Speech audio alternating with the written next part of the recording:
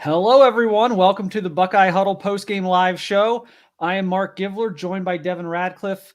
Wow, what a roller coaster that was. Ohio State survives Maryland 43-30 on a Saturday that isn't over yet, but has seen a lot of top 10 teams look kind of like they're playing not to lose than playing to win here. Been a lot of scares around the country. Ohio State almost fell victim here today, pulled it out late. Devin, your first thoughts on this after kind of just a total roller coaster of a game? My first knee-jerk reaction is go ahead and put the homer hat on, and it's a win. Loss is catastrophic in November, so Ohio State fans, you're gonna have all week to talk about everything that didn't look good, and there's plenty of it. However, it's a win, advance, and it's the big one at this point. So that's my first initial thought after coming off that game. I don't know where to start because we could start at about 4 different places here. I'm going to get my ranting out of the way first on some of this. I don't know why it took so long to go to Dallin Hayden. I thought that should have been the game plan from the jump for a variety of reasons. First and foremost, I thought in order to keep TreVeyon Henderson as healthy as possible for Michigan next week, you'd want to maybe limit his touches today, get him in for a couple series, let him feel the ball, let him take some shots and kind of go from there, but kind of use him as a change of pace. Instead, they used him as Derrick Henry in the first half, or tried to, and was carrying the ball a lot, was a big part of things, was not effective after that first drive. We talked about this before we went on air here. If Ryan Day waits 5 more minutes or one more series to get Dallin Hayden in this game, they could have lost today. I thought Dallin Hayden saved their bacon. What did you think? I agree with you. It's a tough spot to say, hey, true freshman was the player of the game, but I think if you're going to go back and look through it, Hayden was obviously the player of the game offensively. I think he had 3 touchdowns, if I'm not mistaken. And it's not just that. He was taking what was there. And there's a lot to be said for that in a game like this that's ends up being, I know they pulled away late there in the last, 20 seconds or whatever at the pick 6, but it was a 1-score game basically the entire game. Ohio State couldn't put Maryland away. And in a game like that, Hayden took what was there. The offensive line, I thought as much they've been critiqued there in the middle of the season, they actually had a pretty solid game. And Hayden, to his credit, what he took was, hey, there's a hole or there's a push. I'm going to go get my 190-pound tail behind these big 350-pound behemoths and follow them. And I'm going to take what's there. Yes, there was some second, and sevens. However, it was 2nd and 7. It wasn't first, it wasn't 2nd and 12. We saw Henderson, I don't know if it's health. He's trying to survive. He doesn't have the confidence he doesn't have the confidence he had last year, or even beginning of this season. But there's a couple of runs in there where, hey, just put your head down, run hard. The offensive line will get you 4.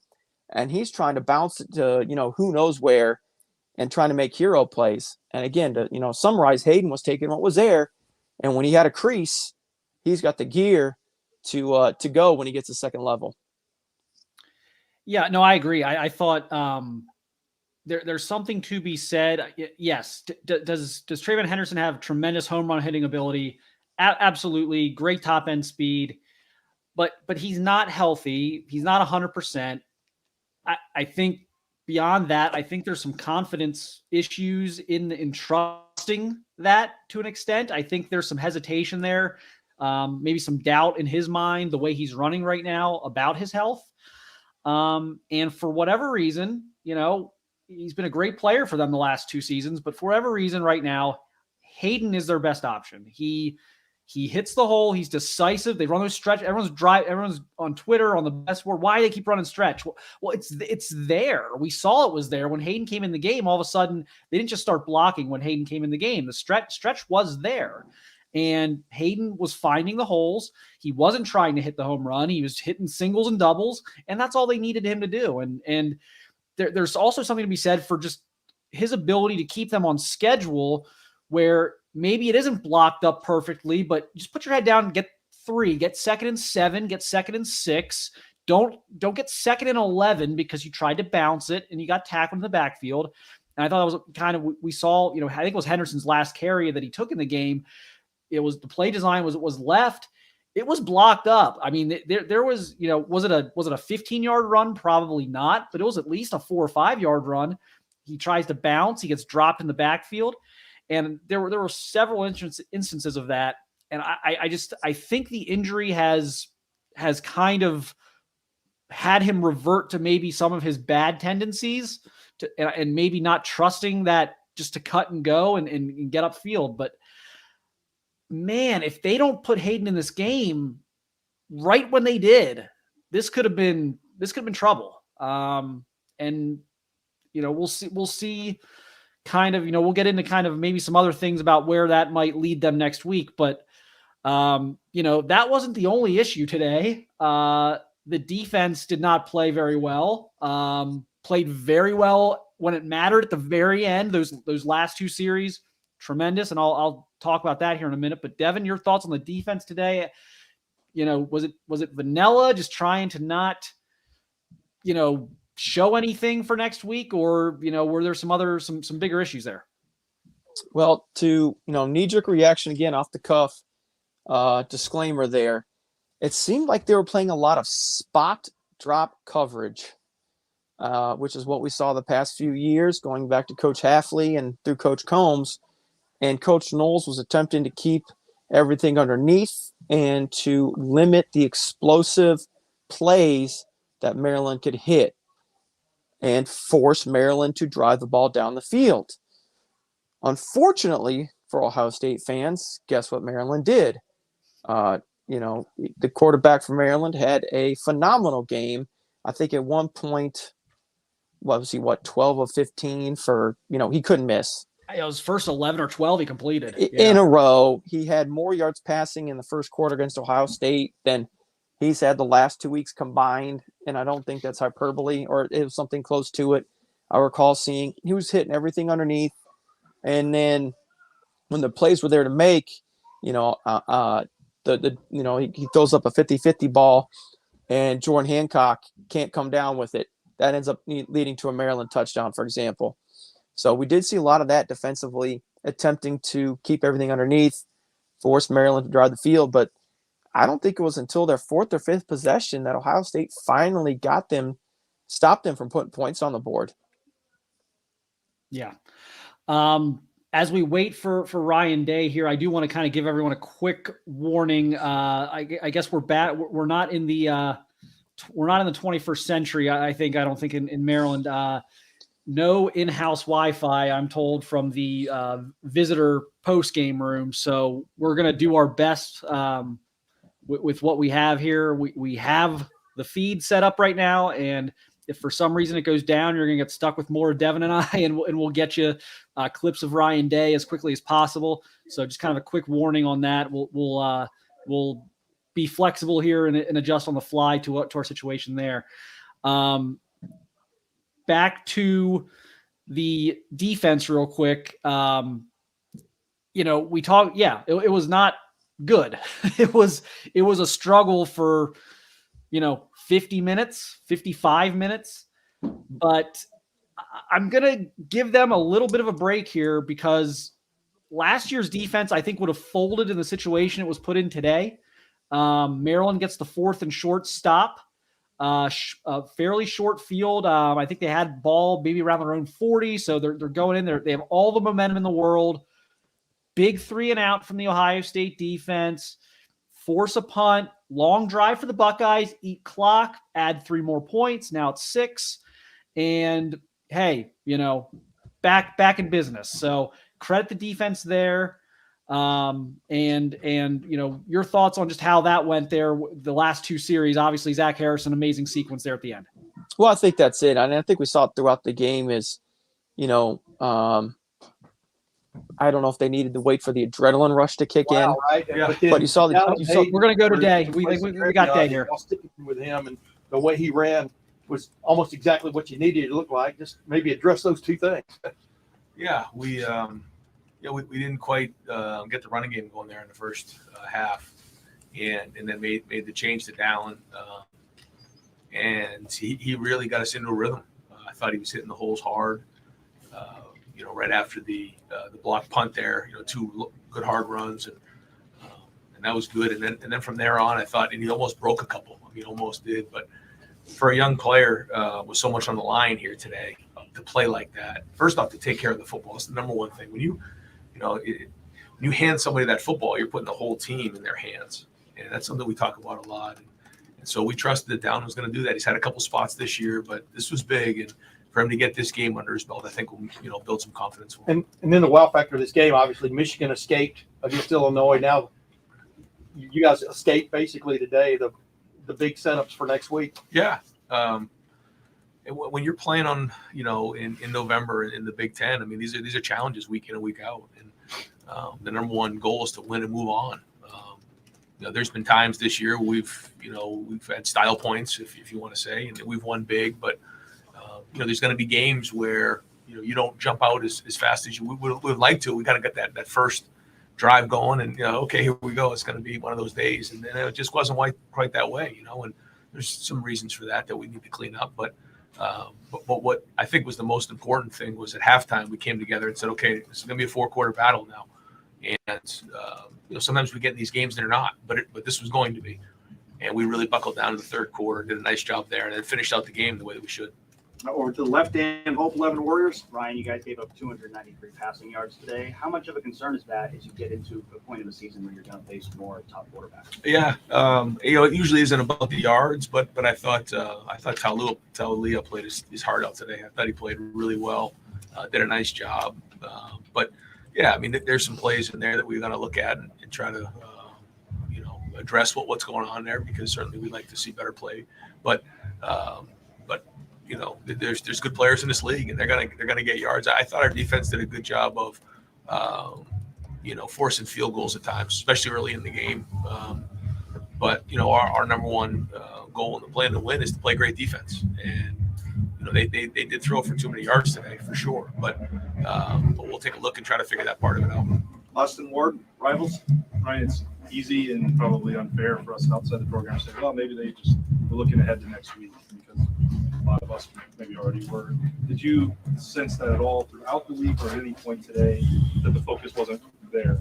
It's hard to say. I just got done with the team, and you probably can imagine what the first thing that was said is, it's on the team up north. But it's hard for me to do that when guys just, put their bodies on the line. I mean, that was a hard-fought game out there. When you're playing the game of football, it's not like any other sport like basketball where you go out there and you run up and down the court and shoot a little bit. I mean, you're putting your body on the line. And these guys strained, and they played hard. And to see Lathan block another punt, to see Dallin come in and play the way he did. The offensive line was grinding. The defensive line, to see Zach Harrison get that fumble at the end. Guys kept playing, and Tommy Eichenberg playing hard. I mean, there was a lot of guys. So they still need to be recognized for that. You can't just go through the motions and think you're going to win a conference game like this on the road. All that being said, our number one goal is to beat the team up north. And so now we're into week 11, and you can't just show up and win these games. You have to fight and play. But we're already into the team up north week. Over to the right, Tony Girdman, Buckeye Huddle. Hey, Ryan, now that you can start talking about Michigan, how hard has it the last year been, like, living with a loss to Michigan? Yeah, and that has not been easy. Hasn't been good. We'll probably talk about it more this week. But looking forward to the preparation, and our guys have been, focused on it all off season. And during the season, it's always been the back of our minds. We work it every day of the year. And so the week is officially here. Bill Rabinowitz, Columbus Dispatch. This game conjured up memories of 4 years ago at times, and we know Maryland's got talent. They don't always put it together. Was this kind of Maryland team with you? Yes. Yeah. I mean, they're very dangerous. They're very athletic, real good cover guys. Obviously, Talia is very talented. He's had some good weapons on the outside. Those guys played good, just looking at their numbers. But, yeah, I mean, that was it. And the field goal or the extra point there, we went for 2, that right there was a mistake that we can't let happen. We got to delay a game, and then in that situation we want the tackle to come over. We didn't put the tackle over, so we had a short edge, and that blocks, and so that cost us 3 points. So I was very upset after that. And when those things start happening, all of a sudden, it could turn into a bad situation fast, and it almost did. But I give our guys credit; they kept fighting and they refused to lose. Clay Hall, WSYX. Does it matter how you go into next week coming off this high? Is that a huge thing, or will it be tough to bring them down? I mean, I think if you look over the years, there's probably been times when, for instance, last year it was 49-0 at halftime. We played Michigan State; it was a top 10 team, and then lost the game. There's other times where you limp into the game and you win the game. So at this point, it's just a matter of going to win the game. And I know they were in a battle today. It's playing in the Big Ten in November. Nathan Barrett, Cleveland.com. Reg, first to clarify, so Dallin stayed in the second half more for performance reasons than any re-injury to Trevion? No, we did hold Trey there at one point. Yeah, it got to the point where we just decided we weren't going to put him in anymore. Okay, just those inside cuts that Dallin was making, what does that mean for this offense? Well, I mean, he's seeing it. He's seeing it, and I think when you see him hit it, he's running through contact. I mean, you can just feel him. He's got really good feet, made some guys miss. Even at the end there when it was the 4-minute drill, they had everybody in there. And if you throw and get an incompletion, then they don't use one of their timeouts. So we had to run it to eat up the clock. As frustrating as that is and as hard as that is, you got to do it. But that being said, there was a couple of guys in the hole that were extra guys that he made miss, and it kept those things moving, kept the chains moving, and got us on schedule. And I thought it was well done. Spencer Holbrook, Letterman Row. Ryan for Latham to block it on those. Just his play on that drive specifically to give you guys that momentum. What does that say about him in another week? I mean, production. And in today's day and age, there's a lot of things that go on and said and everything like that. This guy's producing. I mean, to block 2 punts in back-to-back weeks. I mean, I don't know has that been done before at Ohio State? I don't know. If that's a look, but that's amazing. And then that was a really huge point of the game and got us a lot of momentum. Stephen Means, Cleveland.com. Right, coming into this week last year, CJ was probably coming off the ultimate high, given how he performed in that game. Where do you feel like he is heading into that week once again with what he's been able to do these last couple of weeks? And then also, you have the update about what happened there. Yeah, Matt got rolled up on. I quickly saw Sean on the way out. I didn't get an answer on what exactly his situation is, but no, I mean, it's one of those games you kind of had to manage a little bit, and I thought CJ did that. We got a couple, got a holding call there and a few things down the line. I thought that it was a clutch, unbelievable throw and catch there. Just competing. It wasn't exactly the way we drew it up, but he competed, made the throw, and Emeka made a great catch, and that kept us going, which was huge, and ultimately kind of ate up enough clock to allow us to kind of end the game. Bill Landis, Rivals. Right. I want to make sure I ask this right, because I know Trevion's trying to be tough and just help the team and play through stuff. But even on that long play to start the game, he didn't look comfortable. He was grimacing in pain. What went into the decision to play him? And then looking back, was that best for him and best for the offense? Yeah. He had a great week of practice. We decided to shut him down last week to see, how that would go, and had really good week of practice. Really didn't have much pain, and so he's trying to figure out, what that's going to be like, playing in the game with his situation. And so he's still kind of working through that, and we'll keep evaluating it day after day. Did you feel like it held back? Because he's averaging less than 2 yards a carry, puts you in difficult third down situations. Like, did that hinder the offense at all, just not having a guy who was 100%? I think I got to probably watch the film and just see that before I answer that. But I know what you're asking. Rob Aller, Columbus Dispatch. Ryan, you had at least 1 4th and 1 where you threw the ball. And then you've talked about you got to put your hand in the dirt. You got to get that yard. Yeah. You did. Is that just you being aggressive? Is it, I'm not sure we can get that yard. And where are you in that whole process? On that one in particular, I felt like we had a really good matchup out there with Marvin, and actually we did. And he had a lot of cushion, and he was open. But I was kind of looking at the coverage to see what was going on. But CJ, there was obviously leakage in there, and it was a max protection, so it should have been a nice clean pocket, and it should have been a pretty easy throw and catch. We thought schematically it was a good play, and that was kind of more of what our thought process was as opposed to trying to prove something or anything like that at that point. But we didn't execute it, and so again, get to the film and figure out how to execute it better next time. We'll go a couple more folks. Doug Lane-Maurice, Cleveland.com. Ryan, you guys are 12-0 since you lost to Michigan. Where do you feel like this program is heading now back into the game? Well, I think we're more experienced. I think we're we've been scarred, even though, like you said, we've been on a 12-game run. Coming off of that game, we were highly motivated this season to get back to where we are right now. So there's been a lot of hard work, a lot of blood, sweat, and tears to get back to where we are right now and get the team to this point right here. So now all the chips go in, and now it's time to go to work this week and have a great week in preparation for the game on Saturday. Joey Kaufman, Columbus Dispatch. Fine. Any idea what penalties were so today, especially some of the delayed game stuff? They were winding it fast coming off the sideline, and one of them I got to get in faster. Another one that I think CJ maybe lost the clock. How many we ended up having? 11. Yeah, that's too many. So I don't know if I have a great answer for that. I know that a couple of those administratively we could have done a better job. One of them, I don't think one of the guys was set when we called it. We got the penalty at the end of the game there. The guys went crazy down there in the end zone, so they threw a flag there. So I guess it was 11-10 the penalties, but we'll have to go figure out and do a little running tomorrow. Coaches run too when there's penalties, so to do a little running and get a workout. Yeah. All right, come on, Dylan. Anybody else who wants? Okay, we're going to go two more with Coach Pat Murphy, 24/7 Sports.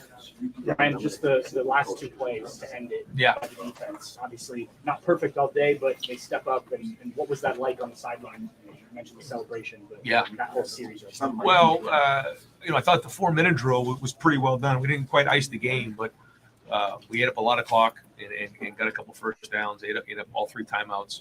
And then got the thing down at the inside of a minute. And then you got to make a decision on 4th down. It was a 45-yarder. I think it was right at 45. We had the one blocked earlier, but that was because we didn't have the tackle over us. It still felt confident that we could protect and felt like at that point, if you make the field goal, then now they have to score a touchdown to beat you. And that was the bottom line there. Could have gone for it. I guess, what was it, probably 4th and 6 or 7. Just felt like that was the right thing to do. Make the field goal, great execution, big time. Now, that's clutch by Noah to make that field goal. We get really good coverage on the kickoff. They've done a nice job all year. They have some talented guys that did a nice job getting that thing down inside the 10. And then at that point, they need some big chunks. So, we call a defense where, we're going to kind of keep it in front of us, but those guys still got after the quarterback, and I think a 3-man rush and 2 big sacks and end the game. And great to see the guys finish the game like that, not, worried about all those other things other than just winning the game. And and then really big time play by Zach there at the end. Cameron T. Robinson, The Athletic. Last question for Coach. Ryan, I'm kind of off that. Obviously, Zach makes those 2 plays, but you look at the Penn State game, the defensive line, JT comes up big when you need him. This defensive line all year has come up big when you needed them. They've been probably more motivated than some since that Michigan game. What's it been like to see their growth from that game a year ago to where they are now? Yeah, I think they take a lot of pride in their production, and I think that's really, the most important thing is are you making plays or are you not? And it's not always seen by the interior guys because a lot of times they're taking on blocks so the linebackers can run down and make tackles. So I think when you see Tehran and you see Ty Hamilton and you see Mike Hall and those guys, so they don't always maybe get the production that we all see. But when they're knocking back the line of scrimmage, that's what's really important. And boy, that's not going to be important next week. We're going to have a team that's going to try to run it right at us. And so we're going to have to really do a great job on the inside. We have to do a good job on the edge. And our linebackers have to play big. You get the sense Mayan will be back next week? That is the hope. Yeah. And, it was trending that way. So, Coach, Thanks, thank man. you very much. All right, folks, we're going to have Dallin Hayden sit down, answer a few questions. Go ahead, front row, Tim Mank, Columbus, the Letterman row. Yeah. Well, hey, Dallin, what were your instructions from Coach Alford and maybe Coach Day and stuff when they finally put you in the game, especially going into the second half there? Was it hit the hole as blocked? I mean, just give us a little insight on. I just told me trust whatever I see, and most importantly, take care of the ball. Yeah. And what was that like to get that call in a game like this with the season on the line, on the brink, really? I mean, I just knew I had to be ready. Like when my numbers called, they needed me to go in. Felt like I was ready. And my teammates were very encouraging, so that always helps. Dallin over to the left here, Bill Landis, Rivals. Dallin, it looked like at halftime or before you were about to come out, you were sitting on the bench and Riley was talking to you for quite a bit. What was he telling you, I guess, to kind of keep in your mind as you were getting ready to go out there? He was just telling me calm down, it's obvious, as a true freshman, sometimes you get overwhelmed, but I felt like I was good, and he's just being motivating like he always is. Right next door, Nathan Barrett, Cleveland.com. You were hitting those inside cutbacks like pretty naturally throughout the second half of the game. Is there something since you got here that Coach Alford has emphasized through drills or something like that that's helped you hit those the way you were? Yes, drills. He does a lot of good drills for our tailbacks, and then film. Like we usually watch film pretty closely, and so yes. Well, what did you like see on film that's helped you recognize those better? Just where plays are supposed to hit and what you're supposed to look at, pre-snap, and I feel like that's big. Over here to the right, Rob Aller, Columbus Dispatch. We'll get you. If you had to learn, I don't know if you dance a little bit when you run because you're not doing it out there. If you had to kind of scale it back, just hit the hole, go north-south, is that something that's been easy, hard, or is that just naturally who you are? I feel like I've always naturally been able to just hit the hole and get downhill and get vertical. Never really been like a dancing type of back. So yeah, I feel like it's natural. And how hard is it to not have the moment be too big? I mean, you said that you felt pretty good, but in this situation, the game's on the line. Does that cross your mind? Where are you kind of mentally, emotionally with what's happening in the moment? I just always try to maintain a next play mentality. You're gonna have good plays, bad plays. You just can't think about the last play. Just keep moving forward. I feel like that's helped me. And what do you need to work on still? I mean, you look pretty good out there blocking, anything like that? I feel like I can always get better. Running, blocking, stronger. But I feel like that'll come with experience. Gentleman over here to the right. Now, so what does that mean for you to be able to perform like this today when your number is called? It just feel like it just means I could show my coaches that they can trust to put me in. If they need me, I can be there for them. And Spencer Holbrook, Letterman Row. When you got here in summer, what were your expectations for what the season could be? And obviously, assuming 3 touchdowns in a road game might not have been on that list. Where does this rank in terms of things that you've been able to do here so far? I would say it ranks pretty high, but I know I still got to get better. But coming in, I honestly didn't know what to expect, especially since I was a summer enrollee, and usually with us summer guys, it kind of takes time for us to learn everything. But I feel like this summer I locked in, learned the playbook, and it just helped me, honestly. How'd you ace that learning curve so easy? Or so how did you get here? You seem to be past that learning curve that guys come into the summer with. How did you get there? Well, I feel like I had the best running back coach in the country, and then Coach Jeffers just as well. So they helped me get through the learning curve, I'd say. And then I come from a football background, so I feel like that helps just as well. And final question for Dallin. Kevin Noon, right in the center field there.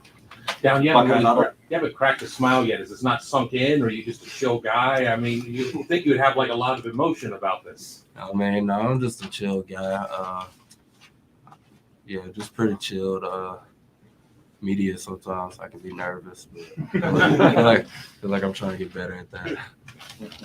And we have one more, Dallin, Joey Kaufman, Columbus Dispatch. Down, you had I think 27 carries tonight, and a lot of those came in the second half.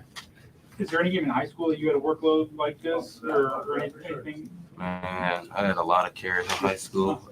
A lot of people would just say it was run me.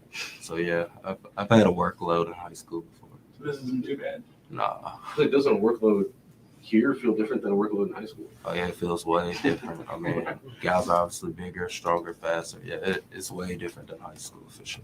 Great. Dallin, thank you very much. Thank you, Dallin. That's it in here. Well, CJ's not ready, not dressed yet. I can try to bring him up here, or all right, that'd be great. There's nothing. All right, that was Ryan Day and Dallin Hayden at the podium. I don't know if we're going to get CJ Stroud back or not. We may jump back there here in a few minutes, but I want Devin to kind of finish his thought there on the defense. We kind of ranted about. We've had several people show up since the interviews started, so we got a bunch of new people here watching. We did rant a little bit about the running backs. We're going to go back to that here in a few minutes, but I want Devin to finish his thought on the defense and just those key stops. Could probably something they might not have been able to do last year. Well, I think it's the little things that showed up today too. That you talk about X and O's. And that's what everyone wants to talk about. But it's the little things that take the defense from an average defense to a really good defense, and hopefully for Ohio State fans, a championship level defense. And it's little things like run fits or pursuit that take a play that could be a huge play for the offense, and you put them on the ground for 6. Yeah, obviously you don't want to give up 6 yards ever. That's frustrating. But we got a play drawn up. Offensive coordinator thinks it's in the right spot. A throwback screen or a bubble and go or something, just something like that they think is going to hit, and your defense can fit off each other and put them on the ground for 6-7 yards, make them snap it again. I think it's one of the things we saw today with the Ohio State defense in limiting some of the stuff Maryland could have hit that could have been even bigger plays during the press conferences there. I was going back and watching some highlights, and I forgot the very first play of Maryland was a leak play back to the tight end that Ohio State fans know real well, especially going back to Clemson game. This is something Ohio State likes to go to. They were right there on it. All it takes is getting a hold of that tight end's ankle, and that's actually a tackle for loss. And, talk about changing the whole complexion of the game. If Maryland's got to come out now on 2nd and 15 instead of, 1st and whatever it was, already looking like they're in scoring position after one play. So it's the stuff like that on defense. It made a huge difference from the past couple of years to this season, even though even though the Ohio State defense gave up 30 points today, and everyone's, knee-jerk reaction is to be frustrated. But this is the type of game that very easily could have been 2018, whatever that game was, 55, 54. I can't remember the score off the top of my head. I just remember it was everybody scored and no one stopped anybody. And, the stops came because of not necessarily a great play, great blitz call from Coach Knowles, for example, is because pursuit fixed some issues today for the Ohio State defense. Yeah, I just think those, again, you play what I would say pretty bad defense, not certainly not great, below average defense for 50 minutes, and then you get a quick change there. It's essentially a turnover. The turnover on downs there, and you get the 3 and out. You're able to run milk most of the rest of the clock off, kick a field goal, go up 6, and then Zach Harrison. What a sequence there from Zach. Gosh, that was just those were the types of plays down the stretch that the Ohio State defense wasn't making last season. So again, I think you have to take the good with the bad from today defensively. Let's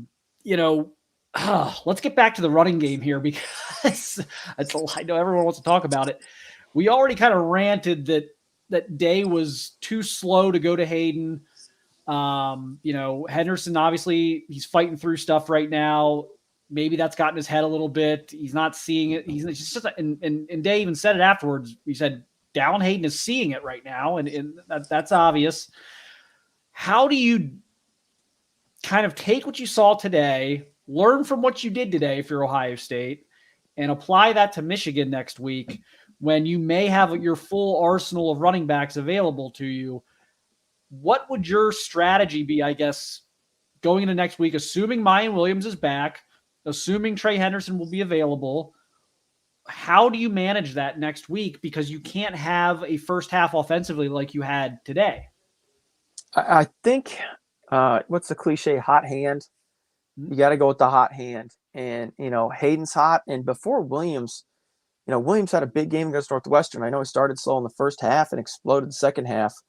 And he looked like he was getting ready to set records in the first half against Indiana last week. So if he's healthy, I think your 1-2 punch going into this week, coming off this game, and is Hayden Williams, Hayden. Flip a coin, depending on who's getting the burst. But next week there's nothing for. That's it. It's next week's. That's it. So if Hayden's hot, go with Hayden. If Williams is hot, go with Williams. If Henderson's hot, go with Henderson. There's no saving. You're not saving anything at this point. You got to go. You got to win. That's it. And, I think with a hot hand right now, it's looking like Williams and Hayden in some way, shape, or form where you're 1A, 1B, coin flip.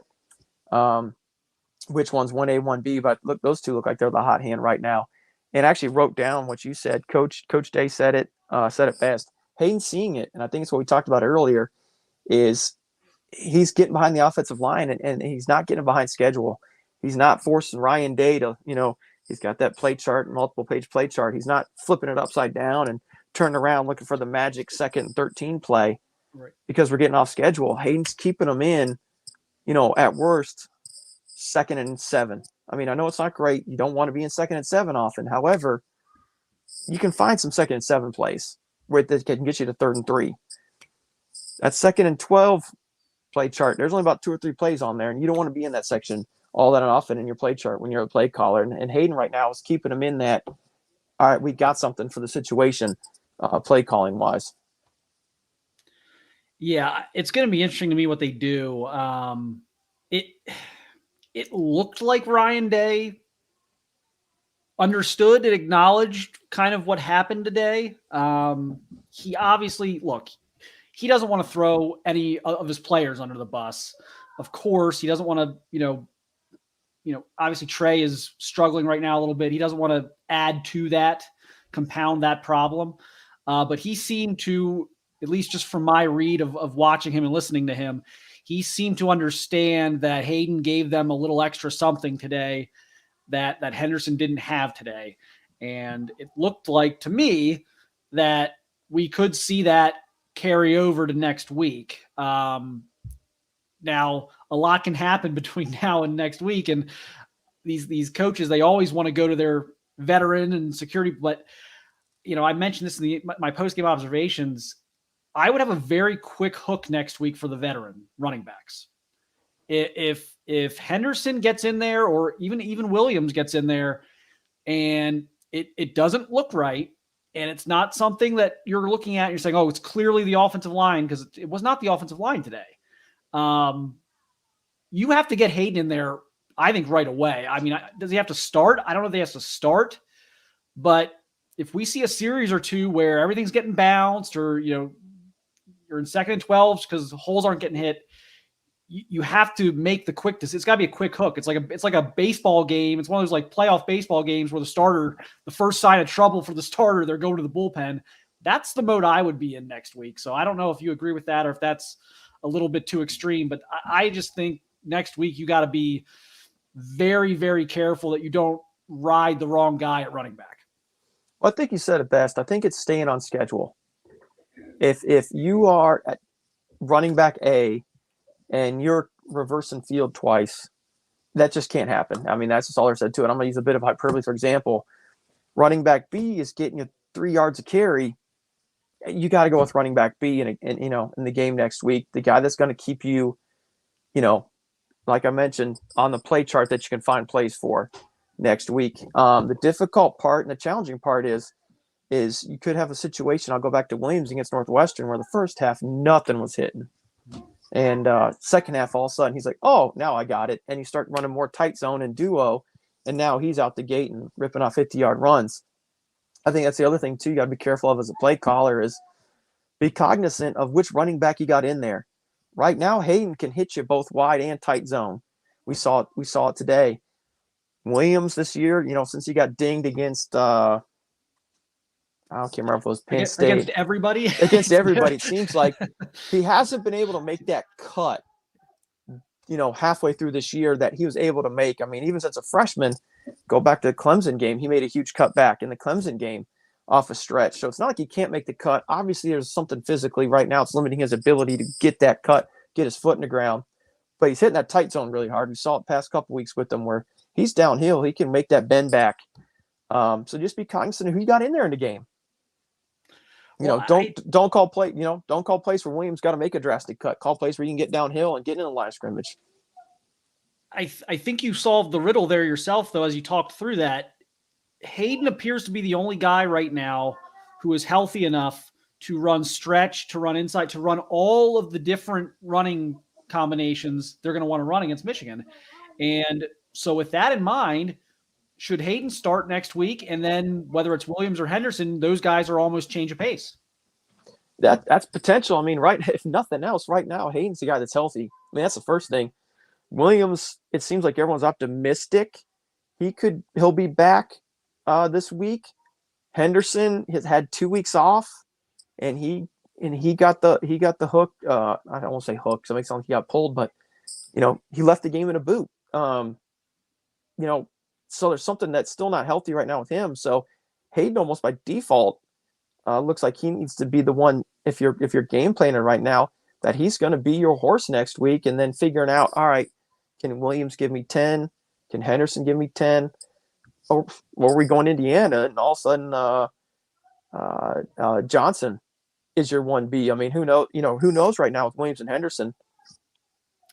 Yeah, I look at that from Michigan's standpoint, and again, I think it would seem to me Ohio State would be harder to defend right now, given the injury issues and given the limitations some of these other guys have. That Ohio State would be more difficult to defend with Hayden in the game, because I do think, as you very astutely pointed out, I think Hayden can run every part of their running game, and I don't know that the other guys are physically capable of doing that right now. And so that's quite a test for Ryan Day. You've got two really good veteran running backs who have done a lot of good things for you the last 2 years, and you're sitting here, making a decision of, I'm actually not going to play either one, or I'm not going to start either one, and one of those two is probably not even really going to play very much. I'm going to go with the true freshman who, in July was going to be the fourth string running back this year, was only going to see garbage time. Then Evan Pryor gets hurt before the season starts. So now he's up to number 3. It's like, okay, well, he's still not going to play very much. And now we've seen what's happened here the last month or two. So, can Day bring him, if that is indeed the best course of action here, can Day kind of have that awareness, maturity, whatever you want to call it, to actually go with that? Because today it looked, again, I thought it made sense today for Hayden to be the featured back. Henderson, maybe some spot duty just to let him feel some contact before Michigan, because you don't want him going into Michigan and he hasn't been hit in a month. So, what do you think? Do you think Day will even be able to do that? I mean, do you think he would have kind of it? It felt like he might have coming out of that press conference. I really think it's got to you got to take a step back, and it really comes down to, what does Coach Alford see in film? If he's seen it in film and seen it in practice, that, hey, this little freshman, he's our dude. He gives us the best shot. He needs to be in that coach's office throwing chairs, flipping tables, and saying, you're playing the freshman, giving him 25 carries. And I think it's really got to come down to the position coach, head coach, really saying, hey, this is my guy. This has got to be our horse. If it really is that case, we're speculating right now, and obviously coming off this game, it makes it, he makes it easy for us to do that, the performance he had. However, the position coach has got to be the guy saying, hey, boss man, this is my dude. We're going to win this ball game. It's going to be with him. And he's got to be the one sticking up and advocating that this guy needs to get the bulk of our carries next week. That's always it's tough. I think it's the type of thing you look maybe back at in the off season, and you kind of can second guess yourself, and it's easier to kind of, do the hindsight is 2020 thing. But in the moment, it is very difficult for head coaches, position coaches to understand that, like, hey, these are my top 2 guys most of the time, but for this week, it may not be the case. I may need to go to the true freshman here. So that'll be interesting to see. I'm sure, again, they'll pay close attention in practice into who's looking healthy and as Ryan Day put it, seeing it out there. But that's going to be something to watch. I think that's a huge part of next week. Could they just throw themselves to a win against Michigan? I think so. It's possible. I think the defense is better equipped to help them out in that situation than it was a year ago. But I don't know. I think you're going to want to keep. I think it's going to be hard if you don't have any semblance of a running game. And I think we watched. If you watched a little bit of that game earlier today, Illinois was able to eventually establish themselves there in the running game, and I think Ohio State's going to have some semblance of that next week. Well, it's like we keep going back to, it's staying on schedule.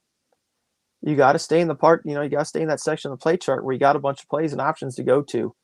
2nd and 12, you only got 2 or 3 plays you can call in that circumstance. If you get 2nd and 8, you could find something to get you to 3rd and 3. And I think that's what right now, again, kind of sound like a broken record right now, Hayden was doing today, was keeping them in circumstances and situations that you had answers for. And I think that's something obviously they got to look at this week is who's going to give us the best chance to keep the whole playbook open, to keep us in the best position possible to win, to keep us be able to go to complement plays off of what he's doing. And again, I'm sounding like a broken record, but right now he seems like the one running back that can do that. I do want you to kind of reiterate what you were talking about. You brought up some interesting insight into the defense today. Again, I don't think anyone's going to sit here and say that was a very good defensive performance. It was timely, I think, might be fair. It was some timely stops there at the end. But how do you think, is there any carryover from what we saw today, or do you think do you think we see something completely different schematically next week against Michigan? Because you kind of pointed out some interesting changes today. I'd like you to kind of go back over those and kind of if you think there's anything that carries over from today schematically to next week against Michigan. I think there's going to be a lot of carryover from this week to next week in terms of the structure of the defense. I don't think we're going to see a brand new defense next week in the biggest game of the year. I mean, Coach Knowles knows why he was brought in here, and that was to win this game. I mean, Coach Day knows the pressure. Coach Knowles knows he's getting $1.5, $2 million a year basically to win this game as a defensive coordinator. So there's no mystery right now about what he needs to do this week. Structurally, there's obviously the frustration came in the pass game, but what did Maryland run the ball for this week? Did they get one longer than 6 or 7? Yeah, I know there's a big scramble. Yeah. But what does U of M want to do? They want to pound the ball. And I think right now, structurally, in the way Ohio State's been stopping the run all year, all season long, consistently, this is what they're built for. This is what they've been built for. They may have sacrificed some things coverage-wise that we saw Coach Knowles run at Oklahoma State in the Big 12 to get there. I know there are some situations in the game today where Coach Knowles seemed to solve his answer with just playing cover one coverage and saying, hey, my guy's going to cover your guy, but I'm going to keep the most amount of guys I can in the box.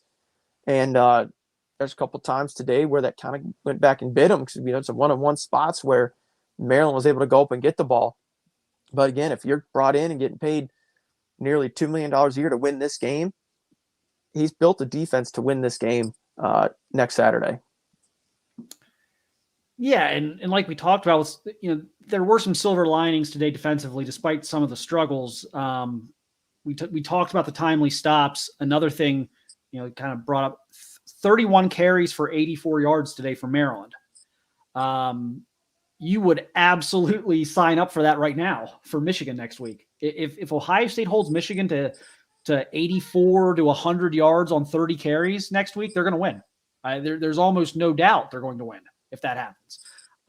So they stopped the run today. Not so good in the secondary today. I thought a lot of guys lost one-on-one battles. I do think Cameron Brown has been a nice addition health-wise. I talked about this kind of in my post-game column. They're very young on the outside at corner, and I think it's been a struggle to get consistent performance outside. I think there are weeks where we've watched, I'm like, oh, J.K. Johnson had a really good game today. Jordan Hancock had a really good game today. I think it's been difficult for those young guys to put together 2, 3, 4 games in a row. And I thought we saw that today. I thought Jordan Hancock probably struggled more than he has, the last couple weeks since he came back from injury. But Cameron Brown's been pretty good back there, but has kind of stabilized things. The other thing, clearly Michigan is a better team than Maryland.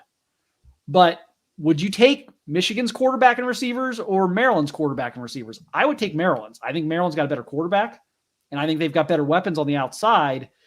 So there are some things I think today that they gave up that may not bite them next week in the same scenarios. I don't know that Michigan's got as many, as many of those guys who can go up there and make those contested catches. I thought Tagovailoa was, for the most part, very accurate today. I mean, my God, even the deep ball that was dropped at the beginning of the game that wouldn't have counted anyway because of the holding, but I thought he was placing it well. McCarthy, we watched him struggle today against Illinois. So I think it's going to be a much different challenge next week. Blake Corum, we'll see. I assume he's going to play, but, obviously a tough injury there today. And, he may be in the same boat as a Mayan Williams or a Trey Henderson where we're not maybe seeing it, but you kind of have to plan that you're going to get the best version of him if you're Ohio State. But, what are, I guess, maybe some early keys for you for that game next week in terms of what they need to do to control things? Well, I kind of going to reverse what we've been talking about with our running back circumstance here at Ohio State. Is you've got to get them off schedule. You've got to win kind of the cliche stuff. You got to win on first down. You got to find make the offense coordinator flip his play chart around and go, I don't have that many 2nd and 12 plays. My running back's got a bad, looks like you might have a bad wheel. Not sure. Can we run the ball 4 downs here? Can we put them in the obvious passing downs where, I don't know if you saw again today, Jack Sawyer had another sack and a half again. He's starting to come on. Obviously Harrison, kind of took over there in crunch time. JT had another sack or 2. I don't have the stats in front of me, but he seemed like he was all over the backfield in about every time to try to drop back. So if you can get him off schedule, let's see, we have sacks there. Yeah, 2 sacks for Harrison, 1 for Sawyer. JT had 1 called back with the hands to the face or face mask. But again, win on first down, get in circumstances, get in situations where JJ has got to become a drop back, scan the field pocket passer, and let your D-line tee off and let your cover guys who are recruited to go win these one-on-one matchups, go win them. And maybe special teams will be a factor. Lathan Ransom's blocked punts in back-to-back games. I think we got some sound here from Lathan Ransom from Postgame. We can get that rolling here in a second. Kind of have Lathan Ransom talk about his another standout performance from him today as he kind of turns into one of the stars of this defense. Much it meant last week, you gave some momentum again this week. How big was that play for you and for the Buckeyes? Super big and real emotional. I mean, I broke my thumb the first play of the game, and then just had to come back. I mean, we have a leader like Tommy. He's our leader, and we look up to him, and he's one of the toughest dudes I know. And it really just shows the defense how tough we are, and to get that momentum, get that play, it felt great. Wait, so your thumb was broken when you blocked the punt? Yep. How are you feeling now? Feel great that we won. How did playing in this type of game help prepare you guys for next week? Help us prepare good. I mean, it was a good atmosphere. I mean, they have a bunch of great athletes over there on Maryland's team, and they came to play, and we got out with the win, and that's all that matters. How'd you break your thumb? I don't know. Yeah, you've seen Tommy play through that same thing. Yeah. Cast. Yep. How are you guys able to do that? That's a huge challenge for the kids. I think that just shows how strong the brotherhood is. I mean, we're doing it for our brothers, for each other, and that's what this whole team is about this year. And I think that really embodies it. And yeah, just doing it for our brothers, man. Coach Day talks about playing with toughness. You played with a broken thumb. Do you think that emulates toughness? Yeah, I think it does. How are you psyching yourself up before a punt block, though, knowing you're going to have to stick your hand out there when your thumb is broken? I got Zach Harrison right here. We just doing what we got to do to win the game. Doing what I got to do for my brother. I mean, at the end of the day, like Tommy's playing with 2 messed up hands, and what's my excuse to not go out there and play? Lathan, you guys have won every game since losing to Michigan last year. Where do you feel like this team is right now, heading into the Michigan game next week?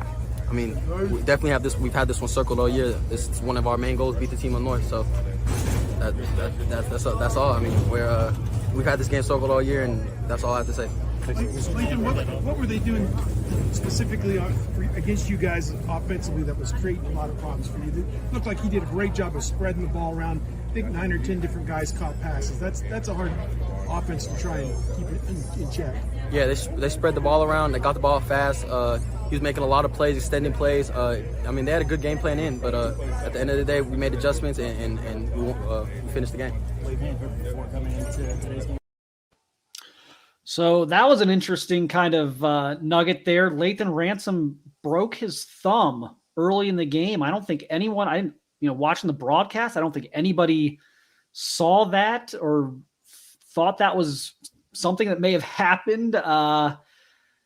Obviously, he played through it, played a very good game the rest of the way, blocked the punt. But is that concerning for next week, or is that just something that he'll be able to play through? I guess really it's a matter of, will he be able to make those impact plays as far as in coverage and get an interception? Is that going to how tough is that going to be? I guess for that secondary now. Obviously, no one had any idea. I guess that's what's a really good default to, is who knew until if he wouldn't have said something, no one would have really thought about it.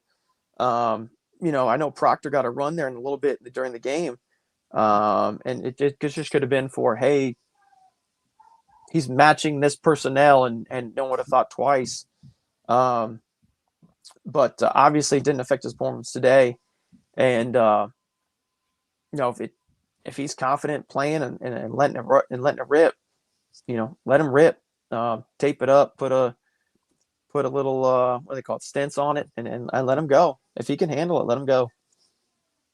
Yeah, it shouldn't be a problem in terms of his availability. You just wonder if one of those things, like, gosh, there's a key throw from McCarthy that it hits him in the hands late in the game. You hope he can.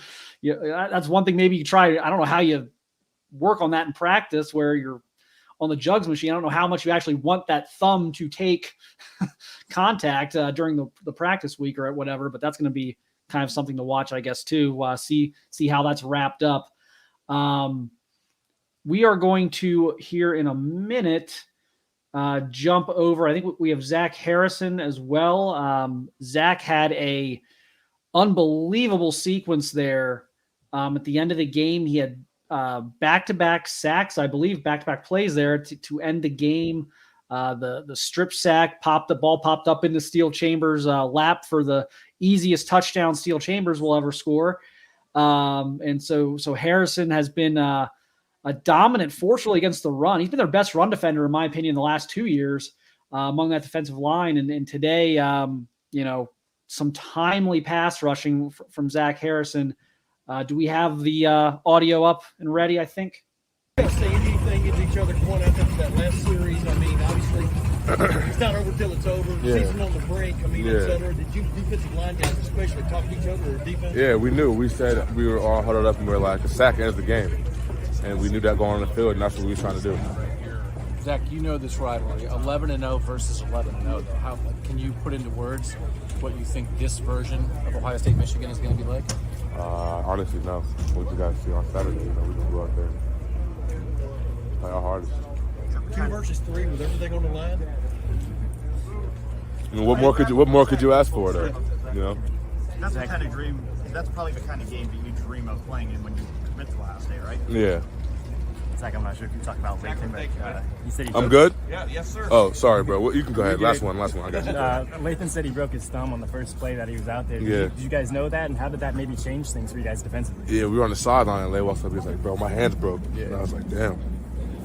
You gonna play? He's like, yeah, I gotta play. And so, I was talking about him and Tommy, just having those two guys out there with what they're dealing with, it just kind of makes it be like, well, I'm good. Like, whatever I'm got on, my hands work. I'm good. So, just kind of the toughness mentality that, it brings to the defense.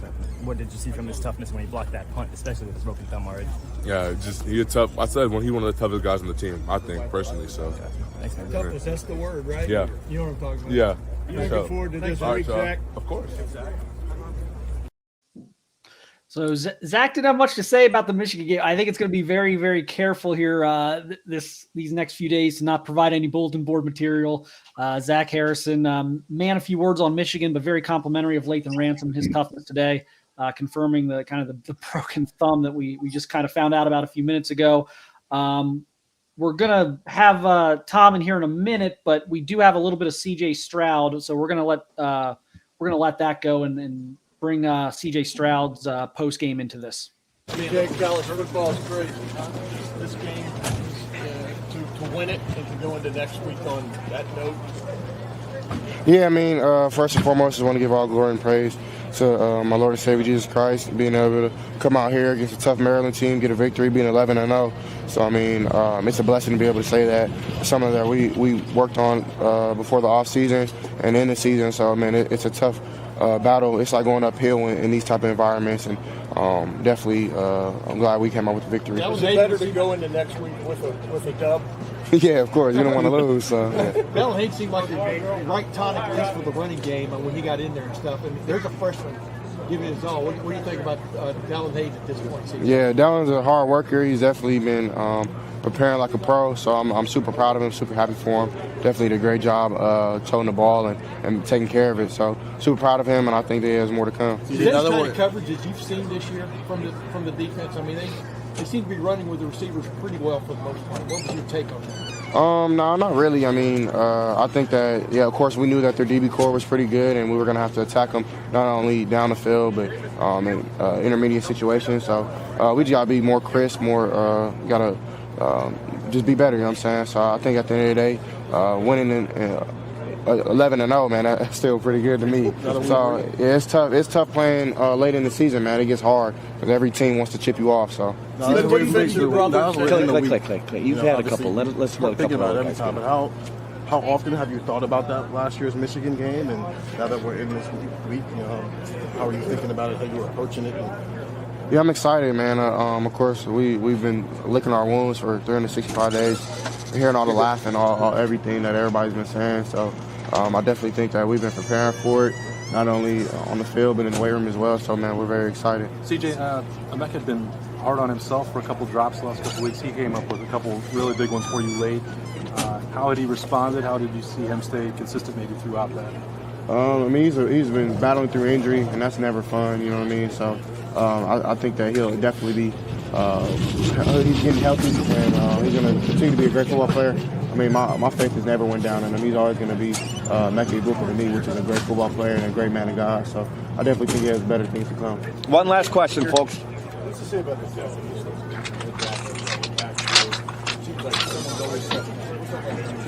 Right, yeah. It just shows that, I mean, the type of stamina that we have, being competitive and the competitive excellence. Whenever your number's called, you answer the bell. And we prepare like that, next man up mentality. But it's been hard. Of course, I wish my brothers were still out here playing with me, like Jackson and Mine and everybody else who's been missing out. But I definitely think that when you find ways to win, I mean, that's all you can ask for. This team is very tough. I love the way we competed tonight, even though it wasn't pretty. I don't think a lot of games today were pretty, if I can remember. So at the end of the day, man, it's about the next game. It's about just winning. So we can find a way to win, and all glory to God. So. Great. CJ, thank you very much. CJ Stroud on the game, turnover free from CJ. You know, I'm sure people are going to, pick it apart. Wasn't his greatest statistical game, but again, a game like this, Stroud, no interceptions, no fumbles. That counts for something, right, Devin? And he stole some yards scrambling.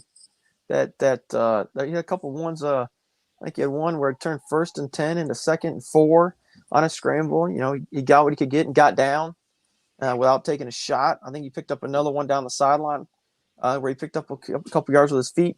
Just keeping defenses honest where, hey, it's not there.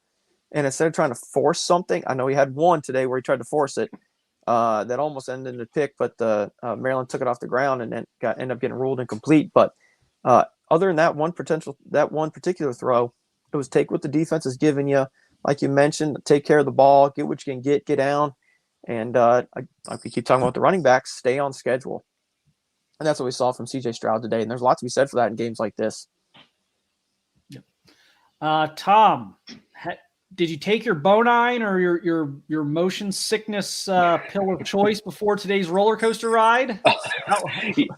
Yeah, my professional opinion here is that Ohio State should consider not coming to Maryland the week before the Michigan game. That is something they should consider petitioning the Big Ten to not have them do anymore, because the last two we have come into both of them saying, well, certainly this shouldn't be very difficult, and then it turns into a full 60 minutes of drama.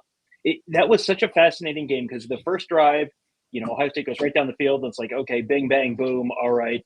By the time 10 minutes are left in the second quarter, certainly this one will be in the bag and we can all move on to Michigan week. And then it didn't happen, and then it didn't happen, and they just didn't look right for long stretches. And I was not in the Ryan Day post-game press conference, so I'm not sure what he had to say about Travion Henderson, but Travion Henderson just didn't look right, and he was dancing and he was tentative, and it was fascinating to watch Dallin Hayden look like the veteran back when Travion Henderson just didn't look right. And Dallin Hayden, I mean, really, this is a next man up thing. Mayan Williams isn't here. Travion Henderson isn't right. Well, next man up, and the true freshman steps up. And then on defense, my goodness, 55 minutes and 30 seconds of, roller coaster, like you said, and all of a sudden it turns into the Zach Harrison game, and they get the old Joey Bosa last play fumble recovery for a touchdown, and make this final score look a little more comfortable than it really was. But you have to be happy for Zach Harrison, someone who Columbus kid, came down to Ohio State, Michigan. You heard him earlier talking about Ohio State, Michigan. I think you guys heard from him already. But just what that has to mean to him to keep the team the season perfect, 2 plays in the absolute biggest moments of the game, and to make those plays and win that game for him, that had to be really incredible for him. Yeah, it was. Devin and I were talking about it. The defense wasn't very good today, but it was really, really good when it really mattered there, those last 2 series. And, we talked about that with last year's defense, when they get that short field, when they don't get the 4th and 1, I'm fully convinced last year's defense gives up a big play and a touchdown there. 100%. Yeah. Yeah. So you take the little positives you can from an otherwise not so great performance, and you kind of move on and use that experience. Devin and I talk about this at nauseum, but Tom, don't you have to feature Dallin Hayden next week against Michigan at this point? I think the question is whether Mayan Williams is healthy and how healthy Mayan Williams is, because Mayan Williams to me is still the best back for this team. He's not necessarily the best back, period. But what this team needs, this team doesn't need a guy who's going to run 60 yards, bounce outside and find the crease and go 60 yards. They need the guy who can get them 5-6 yards and just keep them on schedule. And I think Mayan Williams is probably the guy who does that best. But, if you were having a conversation about, who's the number 1 versus number 2 backs right now on this team, it sure feels like Dallin Hayden right now is at least the number 2. And if Mayan Williams isn't, we had a question on one of our pregame shows or a show last night, one or the other, where someone asked us, if Dallin Hayden had to be that guy, how comfortable would you be with Dallin Hayden being like the feature back in the Michigan game? And boy, I would feel a lot more comfortable with that now than I would have 24 hours ago, for sure. Stay on schedule. Okay. Glad someone finally brought that up. No, Devin and I have been, that's been the theme of the post game is the offense staying on schedule today with Hayden versus Henderson getting them into some 2nd and 11s and 2nd and 12. So that's unanimous at this point. Very good. If Devin agrees with me, I must be right. That's good. I always like when Ross is like, yeah, I agree, or Devin or Justin like, oh, good, all right, I'm right. That's good. I always like when Ross either likes my instant observations post on the message board or retweets it, and after the game I'm like, okay, I did okay, I did a good job. Like, did I do a good job, Dad? Yeah, exactly. So yeah, it was interesting. Just again, we talk about so much, but you're down on the field. It didn't, on the broadcast for us, it did not look like it was an offensive line issue. Like it looked like holes were being missed. Yeah, it just, in the first half, it looked like they were, I have maybe the worst view in the stadium because I'm looking through a camera lens, low angle, through the defense. But were they just running outside zone or stretch just a ton with Henderson in the first half? It looked like a bunch of that. And that just, that just is not what they do well. Right, Devin? Am I wrong on that? Like I said, I have a terrible view, but they were running that was the outside plays that just seemed like it was just constantly going for no gain, 1 yard, 2 yards, whatever it was. Until you put Hayden in. Yeah. And all of a sudden he pops it for 2 touchdowns for 7+ or whatever they were his first 2. And I think it goes back to what we talked about earlier. Is right now Mark and I talked about earlier. Right now, Hayden can run inside and outside. Henderson Williams, the past couple weeks, they're when they've been kind of sort of healthy, their hits have been downhill. Penn State with Henderson was an inside zone and a power. They're downhill shoulder square where he's got to bend it. He doesn't have to make a drastic cut. Williams, when he took over the Northwestern game and when he was hot against Indiana, they were inside zone and duo. So downhill run games where you get behind the line, offensive line, you got one read and you bend off of them one way or the other. Hayden right now is he's sticking that foot in the ground, hitting that hole on stretch as well as on the inside run plays as well. So that's why it seemed like they were calling stretch with Henderson, thinking to be able to make that cut or thinking to be able to explode through the hole. He just wasn't seeing it. Obviously wasn't healthy either, and was running to survive is kind of the phrase I like to say. He was back there trying to survive instead of thrive. Hayden comes in there, he's seeing it, and all of a sudden the same play calls are now all of a sudden getting him 4.5, 5, or hitting for touchdowns for 7, 8, whatever they were there in the game for Hayden. Yeah, it's again, we were talking about earlier, Tom, it's tough to have, I guess, the discipline or the fortitude even to sit here and consider the idea that, next week it might be Dallin Hayden, the feature back, with Mayan Williams and Trevion Henderson as change of pace or spot guys. But,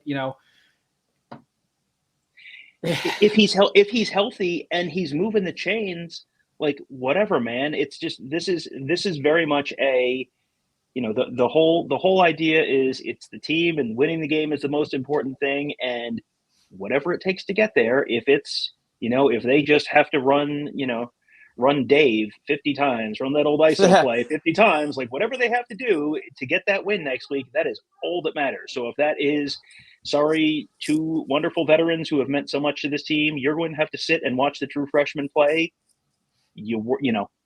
Everyone should be okay. If that's what gives them the best option, great. Because, you always, with a true freshman, you worry about, is the moment too big for him? Is he going to put the ball on the ground? Now, CJ Stokes from Michigan has had constant trouble with putting the ball on the ground. Dallin Hayden has taken care of the ball. This was a big moment. There were some big moments in the second half of this game where he stepped up and he was, he looks like he's ready. He's doing all the stuff you need to do. I mean, did you see issues, Devin, with him in blitz pickup? Again, like I have a terrible view of that stuff. I'm looking through the line, but do you have concerns with him in terms of blitz pickup or, anything like that would make him not the best option right now? Right now, no. They're leaving him in there for third down where he's going to be in pass protection situations. He doesn't look shaky in that. He's on the light side. I mean, Williams and Henderson are big dudes, 200 plus pound dudes. And Hayden's a little bit on the lighter side. I don't know if I guess he's a $190, something like that, $195. So he's not nearly as big as those two. So he doesn't have the mass, obviously, to absorb the blocks. But in terms of picking it up, getting away, giving Stroud an extra half a second, he's able to handle that. Obviously, goes without saying he's running the ball well. But I think something that gets lost, and he talked about the press conference, is, if I'm not mistaken, didn't his father play in the NFL? Yes. Yeah, he did. Dallin Hayden's dad did, yes. So there's something to be said for having a kid, 18 years old, true freshman, who grew up around the game at a very high level. I don't know. I have no inside info, but I'm just speaking out loud here. I'm sure he has sat with his dad at some point or another and been coached up and then some on how to play that position. So I think that's why he brings a certain level of maturity to the position, a certain amount of calm to the position, in that he may already have the answer mentally that he needs, and he's not out there trying to figure it out. Oh yeah, my dad told me when I was 16 years old that if I see this, that, and the other thing, just fall down and make it 2nd and 7. And that's the best thing I could get. And I think that might be something that's manifesting himself and how he's able to come in there and produce when he does, and when he's been called on this year. Yep, Dad Aaron played at Tennessee, play for the Vols. So that was actually during the recruiting process was kind of a big deal that he didn't follow in Dad's footsteps, and that Ohio State was able to pluck him out of Tennessee. So if you're already tired about talking about running backs, I got some bad news for you. I think the storyline the next 6 days beyond the fact that everyone in the world is going to talk about what happened last year in Ann Arbor is going to be surrounding what on earth Ohio State's running back rotation is going to look like on Saturday and what on earth Michigan's running back rotation is going to look like on Saturday, because we don't know how Blake Corum's knee is going to react to a night of sleep and wake up tomorrow, and that could be a problem for Blake Corum throughout. Michigan did not have Donovan Edwards today. They're very talented number 2 running back. And so there are about 6 or 7 different running backs who could be featured next Saturday. And I don't think we know what the answer to that question is going to be until probably a few minutes before kickoff, if not a few minutes after kickoff. So get ready for running back talk all week. Thank you, Devin. Appreciate all your insight. Tom, it looks like you and the guys are getting ready over there. Tony, I think we're almost ready to go with him. Tony is getting. Do we have Tony? Can you hear Mark? No.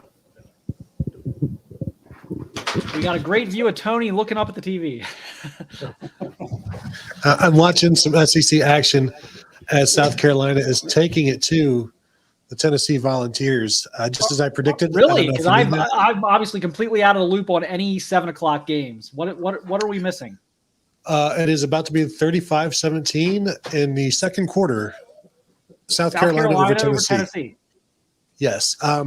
Georgia Tech is up by 4 in the fourth quarter over North Carolina. No, they're not. You started saying that, and I thought that was clean old-fashioned hate. I got confused. I was like, no way. He is trolling me. I'm being trolled on my way out the door here. I feel like this is yes. If he is, the ESPN app is in on the joke. Yeah. Ole Miss Say that again for me one more time. Who was that? Was up? Georgia Tech was up. This is Georgia Tech's up 4 on North Carolina. Yeah, and they have the ball with 4 minutes to go. Oh gosh, this is a crazy day. This is a wild day. If so Tennessee Ohio State goes plays down, the best of the championship contenders. Is that what we're saying right now? Is that the narrative right now? Ohio State played the best game today of all the national title contenders. Yeah, Georgia beat Kentucky by 10. Kentucky, who just lost to Vanderbilt, and future top 5 pick Will Levis. Yeah, don't forget that. Thank you, Todd McShay. This is a day when I think they say there are no ugly wins. Like, this is a day when there are no ugly wins. Because if everyone's win is ugly, no one's win is ugly. That's today. And how often do we see these weeks where it's the week where you go, my son, before I leave every weekend, my son always wants to break down all the games and who's going to win this game, and he's like, what are the good games this week? There aren't very many good games this week. And anytime you say that, immediately it's just going to be the elevator doors from The Shining opening and blood pouring out. And those are the best weeks, absolute best. This is the college football is undefeated kind of week. yeah, and it's the week before rivalry week, so it catches you off guard, which makes it even better. A lot of people were caught off guard this week, and boy, this one for Ohio State to come out and win by 13, it's like never a doubt. Just in cruise control from the middle of the first quarter on. Scored on the first drive, cruise to a 13-point win. I knew it was over. when they blocked the punt. You block a punt and you generally win. So this one, to throw this thought out there, with 11-0 versus 11-0. I had a lot of flashbacks to 2006. I mean, if you think back to that year, didn't the U of M, they had a game where they had to come back and win. It was another one of those. Hey, we're 10-0 and you're not, and that was I can't remember who it was now, and then I think, if I'm not mistaken, again that year, that was the Ohio State Illinois game where it was 17-14 or something like that. And I think that was a game where Chris Beanie Wells fumbled 4 times or something crazy like that. And, everyone's going, hey, we're on this collision course. Okay, maybe not. that 2006 game at Illinois was ugly. It was, that was, it was, I don't know that it was necessarily in doubt. It was just uncomfortable the entire time. Yeah, and was that the week before the Michigan game? I was remembering Northwestern being the week before the Michigan game. Maybe that was 2 weeks. I find it hard to believe I would go to Champaign the week before Michigan game, knowing that you could be stuck there forever in the ice and the snow and the wind. 2002 was the week before the Michigan game, that double overtime or whatever it was. But yes, yeah. All right. Yeah, Don't Michigan had a play tough one with Illinois. Ball State 2 weeks before the OSU game in 2006. Oh, yeah. That was 2 weeks before. Yeah, Okay, yeah, it was that's 2 right. weeks before. They played 2 Ball weeks. State in a one-score game. Yep. Yeah. So, all right, guys. Well, since you're telling me all these awesome games are happening, I want to go watch them. So I think Devin does too. So I'm going to let you guys stay here and carry us here for the next, couple hours probably, right? I think we're going to have you there, till probably 11 or 12 o'clock tonight, right? Well, we're gonna be here for a little while, and then what we're doing is we're gonna go back to the hotel. And at 11 o'clock tonight, go ahead and set a note in your phone right now. Set your alarm. 11 o'clock tonight, we're gonna do a live Ohio State Michigan week kickoff show, because we'll end up talking about Maryland in this one, and then got no choice. Everyone's gonna be ready to turn the page. So we'll do our usual post game show here, and then at 11 o'clock we're gonna be back on with the Ohio State Michigan week kickoff show. So that'll set your alarm for 11. But we've got an hour or so to plow through right here. So Well, get Kevin a Snickers, because he's in our private chat here, and I think he's about to lose his mind if someone doesn't get him a slice of pizza or something. Someone get him something. Please don't enrage him. You're not in the same room with him. We are. And I'm like looking at Mark. Yeah, and it's not a big. There are no big rooms in this place, in this stadium. So, and it's getting smaller by the minute as the rage grows. So, I guess we will let you go, and thank both of you for carrying this, because I know this one was not an easy one. A lot to talk about, at least, but yeah, well, that was good too. Yeah, so appreciate it. Great job on the post game. With no Wi-Fi, Maryland needs to get in the 21st century. So great job navigating us through that as well. Very clean on the post game. We've gotten better at this as we've learned all of the here's the 10,000 things that can go wrong on the road. So I can't take all of the credit, but I will. All right. All right, guys, have a good one. You guys have a good one. And then I guess now, Tom, we shall start the show. Our show, the Buckeye Weekly Podcast, by just starting. Hello, everybody. Welcome to the Buckeye Weekly Podcast. I am Tony Gerdeman, here as always with Tom Orr, here with Kevin Noon behind the camera. Tom, how is it going? Well, Tony, it was exactly as easy and smooth a game as we all anticipated. Hey, do you remember like 5 hours ago when every Ohio State fan was like, haha, LOL, Michigan, pooping the bed against a not particularly good team. What a terrible way to go into the to the week of the game. Couldn't be me. And then the Ohio State Maryland game started, and it was like, oh, everyone is positive with the same test this week, and the test is everyone is testing positive for oh-no's today. Yeah. And you know what? I mean, there are still games going on that are not going great for teams ranked near the top of the sport. Ohio State, you win by 13. Michigan, you win by 3. Like, whatever, man. Get in, get out, stay alive. We'll see you next week. Well, and, we all – one of the things that happens while we're at these games is we get texts and DMs from everybody, and it's, a lot of Ohio State consternation. And somebody tweeted at me like, if this happens against Georgia, Ohio State is doomed. And this was like, at halftime or whatever. And I just screenshotted the Georgia score was 6-0 over Kentucky at that time. Like, welcome to week 12, I guess, is what this technically is. I mean, enjoy the madness, because that's where we are. And if you can win, consider yourself lucky, because not everybody's lucky. Michigan, fortunately, got lucky today. See how lucky they end up with when they get the full deal on Blake Corum. But this one it got to the point where it was like Ohio State needs points, because I don't know if the defense is going to hold. Mm-hmm. And then at the end, Zach Harrison said, no, I got this. And so we got to talk to him afterwards. He had the 2 sacks at the end, the forced fumble that popped up. I assume they called that a fumble. It was not an interception, right? It was just a fumble and taken in for the touchdown. I said, Zach, what'd you think when you saw that ball pop up. He's like, oh, I didn't see it. I was celebrating the sack. Didn't know. And then he looked up at the score. He's like, how did we get 42? So it's a very me first player. Just celebrate. I got a sack. Him and JT were celebrating, and it's like everybody else is celebrating the touchdown. What's going on over there? That is wild. Yeah. And this is, I mean, those two plays, that is two of the biggest plays of his career back to back in the span of 20 seconds.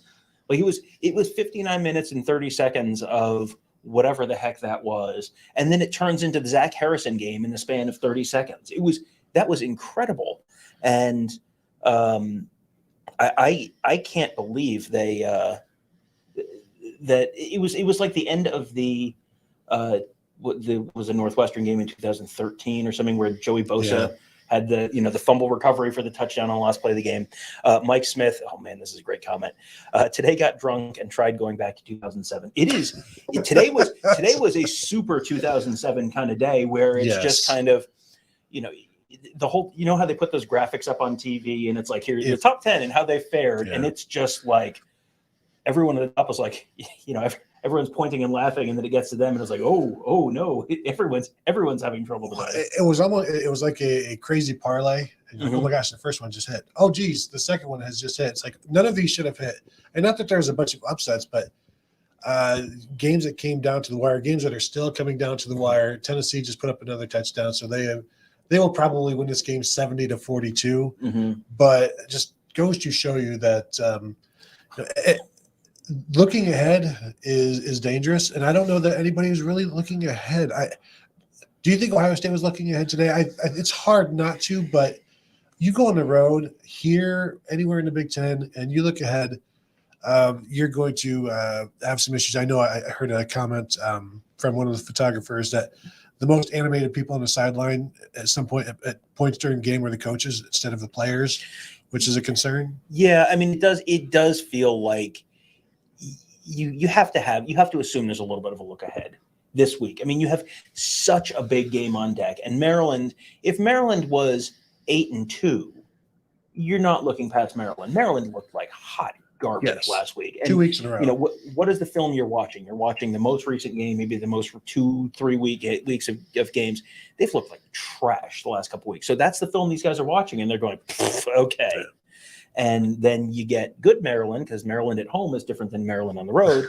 And that is, that's how it goes. And here's Jordan Kapler. If I were to boil this day down to one thing, it would be a shrug emoji. I mean, Travion Henderson hit the shrug after he scored the touchdown at the beginning of the game. But yeah, I'm just going to run through scores right now. Tennessee down 35-24 to South Carolina at halftime. Arkansas up 21-6 on Ole Miss. Oklahoma 28 points in the first quarter. Oklahoma State 0. UCLA 14. USC 0. There is, and then Georgia Tech is now final. They have beaten North Carolina. Georgia 16, Kentucky 6, Ohio State 43, Maryland 30, Michigan 19, Illinois 17, TCU 29, Baylor 28. That was insane. Alabama was only up 17-0 in Austin Peay at halftime and finished 134-0. I mean, I'm just scrolling through the scores, and the first one that I see that makes sense, like from the top of the rankings, is Clemson 40, Miami 10. Like, okay, that makes sense. It's just you Navy beat UCF. Like, what? Louisville beats North Carolina State. North Carolina State will somehow remain in the college football playoff top 25. As they should, yes. Thanks, Boo. I think North Carolina's title hopes are now finally over. You were convinced that they had no shot. I was like, hey, if they win out, and then Georgia Tech's like, no, we got this. Don't worry. It's literally everyone. Everyone looked like garbage this week. And this is what they call chicken, know what. Not it's the thing you can't make chicken salad out of if you're not familiar with it. But it is you can't make chicken salad this week in college football, the SEC SoCon Challenge and all that kind of stuff. This is the week where College Game Day goes to Montana State, because there are no good games. And then it's just good games all the way down. And, TCU has to pull one out at the last minute. Michigan has to pull one out at the last minute. And you know, of all the top 10 teams, Ohio State had one of the most comfortable wins because they didn't trail much, you know, past just after halftime. Yeah, and they kind of reasserted themselves coming out of the third quarter, and you're like, you know, it's Kevin at one point was like, "Is it Michigan week yet?" And then immediately Maryland goes down and scores, and it's like, no. So it's Kevin's fault. I didn't want to say it, so I let you say it. There you go. But I agree.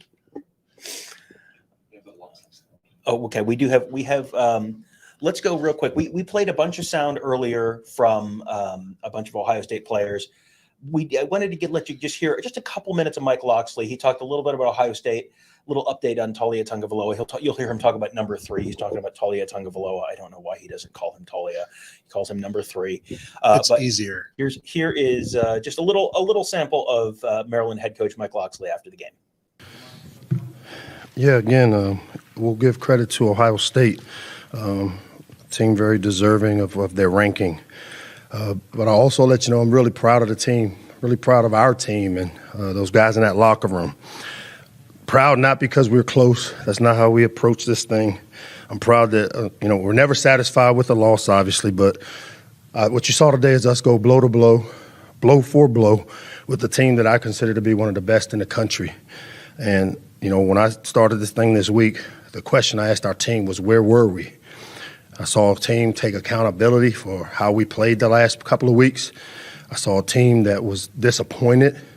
And to me, those are the type of signs that we need to have, and that's the mentality we need to have as we work to take the next step. I saw growth. You know, when people say, where's the growth? I saw that, you know, you point to today. You point to days like today. You point to games like Michigan. And again, not because they're close, but how we competed against those teams. And to me, that's where, when we talk about taking the next step in the growth, those are the things that I'll show and talk to our team about as we finish up this 2022 campaign. Obviously, we need to work harder and turn these into W's. When you play against the best, you can't expect them to help you. Good teams don't need help. Today, anytime we created some momentum, we give a big kickoff return. We create some momentum, we get a punt block. But the resiliency that this team has shown all year, except maybe a couple games, was totally on display today. And that's where I'm proud of the way that we fought. I still feel that the best is ahead for this football family, and we're going to finish this thing out the right way at home next week against Rutgers to send another group of seniors out here the right way and continue to work hard to move the program forward in the right direction. So with that, I'll open it up to questions. Mike, any initial updates on Taulia, and if you could also address the game he had, the way the plays he was able to make and really bring it today? Yeah, I'm hopeful. It wasn't anything that happened structurally, I think, and I'm hoping that it's more like a bone bruise or a knee. His knee jammed into the turf on that play, so we're hopeful that it's just bruised. There was nothing structurally that happened. He didn't get hit a certain way or the knee didn't give out. It was more just a direct contact down in the ground. The way he played, I was glad to see 3. He looked like the old 3 today. He's taken a lot of stuff around here with how he's played the last couple of games. As we talk about winning in the Big Ten in November, we've got to build and develop this team to be able to play like we played today, but finish and win. I thought 3 played really well. I thought that he had that look. I know he went and he worked his tail off this week. You saw the competitive nature in him. He made plays in the air, threw the ball really well, made plays with his feet. He gave us a chance, and that's all you can ask of your quarterback. And I'm proud of the way he fought as well as the rest of our team. I like a lot of what Mike Locksley had to say there, because watching that game, they were trying to win that game. This isn't one of those things that let's just lose closely and look good after a couple of bad weeks. They came out and they were swinging and going for 2 at that point. That's like, okay, so they've got a plan here and they're going to be aggressive with it. And they stayed aggressive. And I was really impressed with just how much heart they had, how much they were fighting, because this is a program that at times will just wilt and they'll just go away. Now, it doesn't happen necessarily here against Ohio State, but we have seen many, many blowouts of Ohio State against Maryland. And they were determined not to let that happen today. Yeah, the moment that I went, oh, they are not screwing around, because they kicked some field goals in the first half. They kicked a field goal inside the 5 in the first half that was like, at that point, Ohio State had moved the ball enough on Maryland that was like, I don't think field goals are going to win this game for you. And so there was, I had a question about that, but when they went for 2 in the second half, you know what that reminded me of?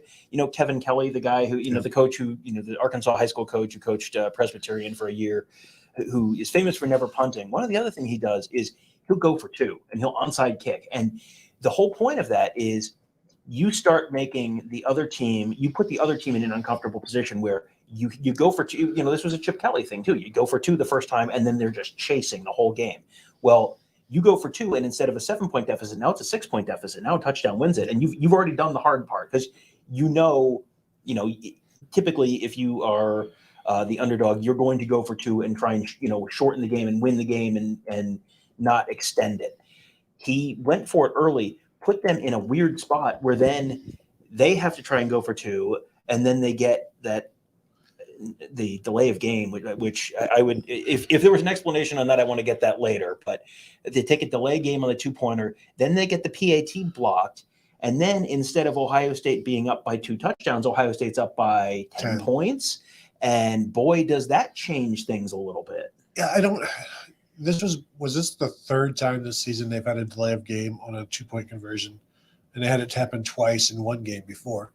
But Day was asked about the 2-point conversion or the delays of game, and said it's some of it they sped the clock up, and which is he has said that before.